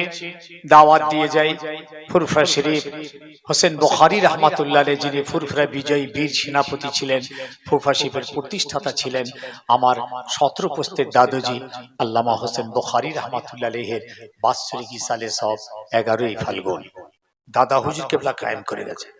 11ই ফাল্গুন আসবে, রমজান পড়ে গেছে, তা তো 21, 22, 23 ইনশাআল্লাহ আপনাদের তো দাওয়াত আছে, সেটাও ইসালে সব রমজান মাসের ভিতরে। এমনি কখনো ফুরফুরা শরীফ এলেন আল্লাহ শুক্রবার বুঝে আসবে, যে কোনো শুক্রবার দরবারে খাওয়া দাওয়া করবেন। মসজিদের পাশেই হচ্ছে আমার খানকা, ওখানে বসি খাওয়া দাওয়া করবেন। মাসলা মাসাইল ফতোয়া ফরায়েজ তদবির দাওয়াত যে কোনো সংক্রান্ত বিষয় আল্লাহ পাক কবুল করেন। এখন আপনাদের খিদমতে ওয়াজ করবেন। ডায়মন্ড হারবার এলাকা থেকে এসেছেন আলহামদুলিল্লাহ আমাদের ফুরফুরা শরীফ ফাতিয়া সিনিয়র টাইটেল মাসা থেকে পড়াশোনা করা আমাদেরই ছাত্র, আল্লাহর যোগ্য আলেম। আপনাদের খিদমতে ওয়াজ করবেন, ধীরে স্থির ভাবে বসে শুনুন, শেষ মোনাজাত করে তারপর আপনারা সকলে বিদায় দেবেন। আসসালামু আলাইকুম। খুব মরা মরা বা একটু মরা মরা হলে হবে, একটু চাঙ্গা পারা হতে হবে, একটু জোরে সালাম দেন। আসসালামু আলাইকুম ওয়া রাহমাতুল্লাহি ওয়া বারাকাতুহু।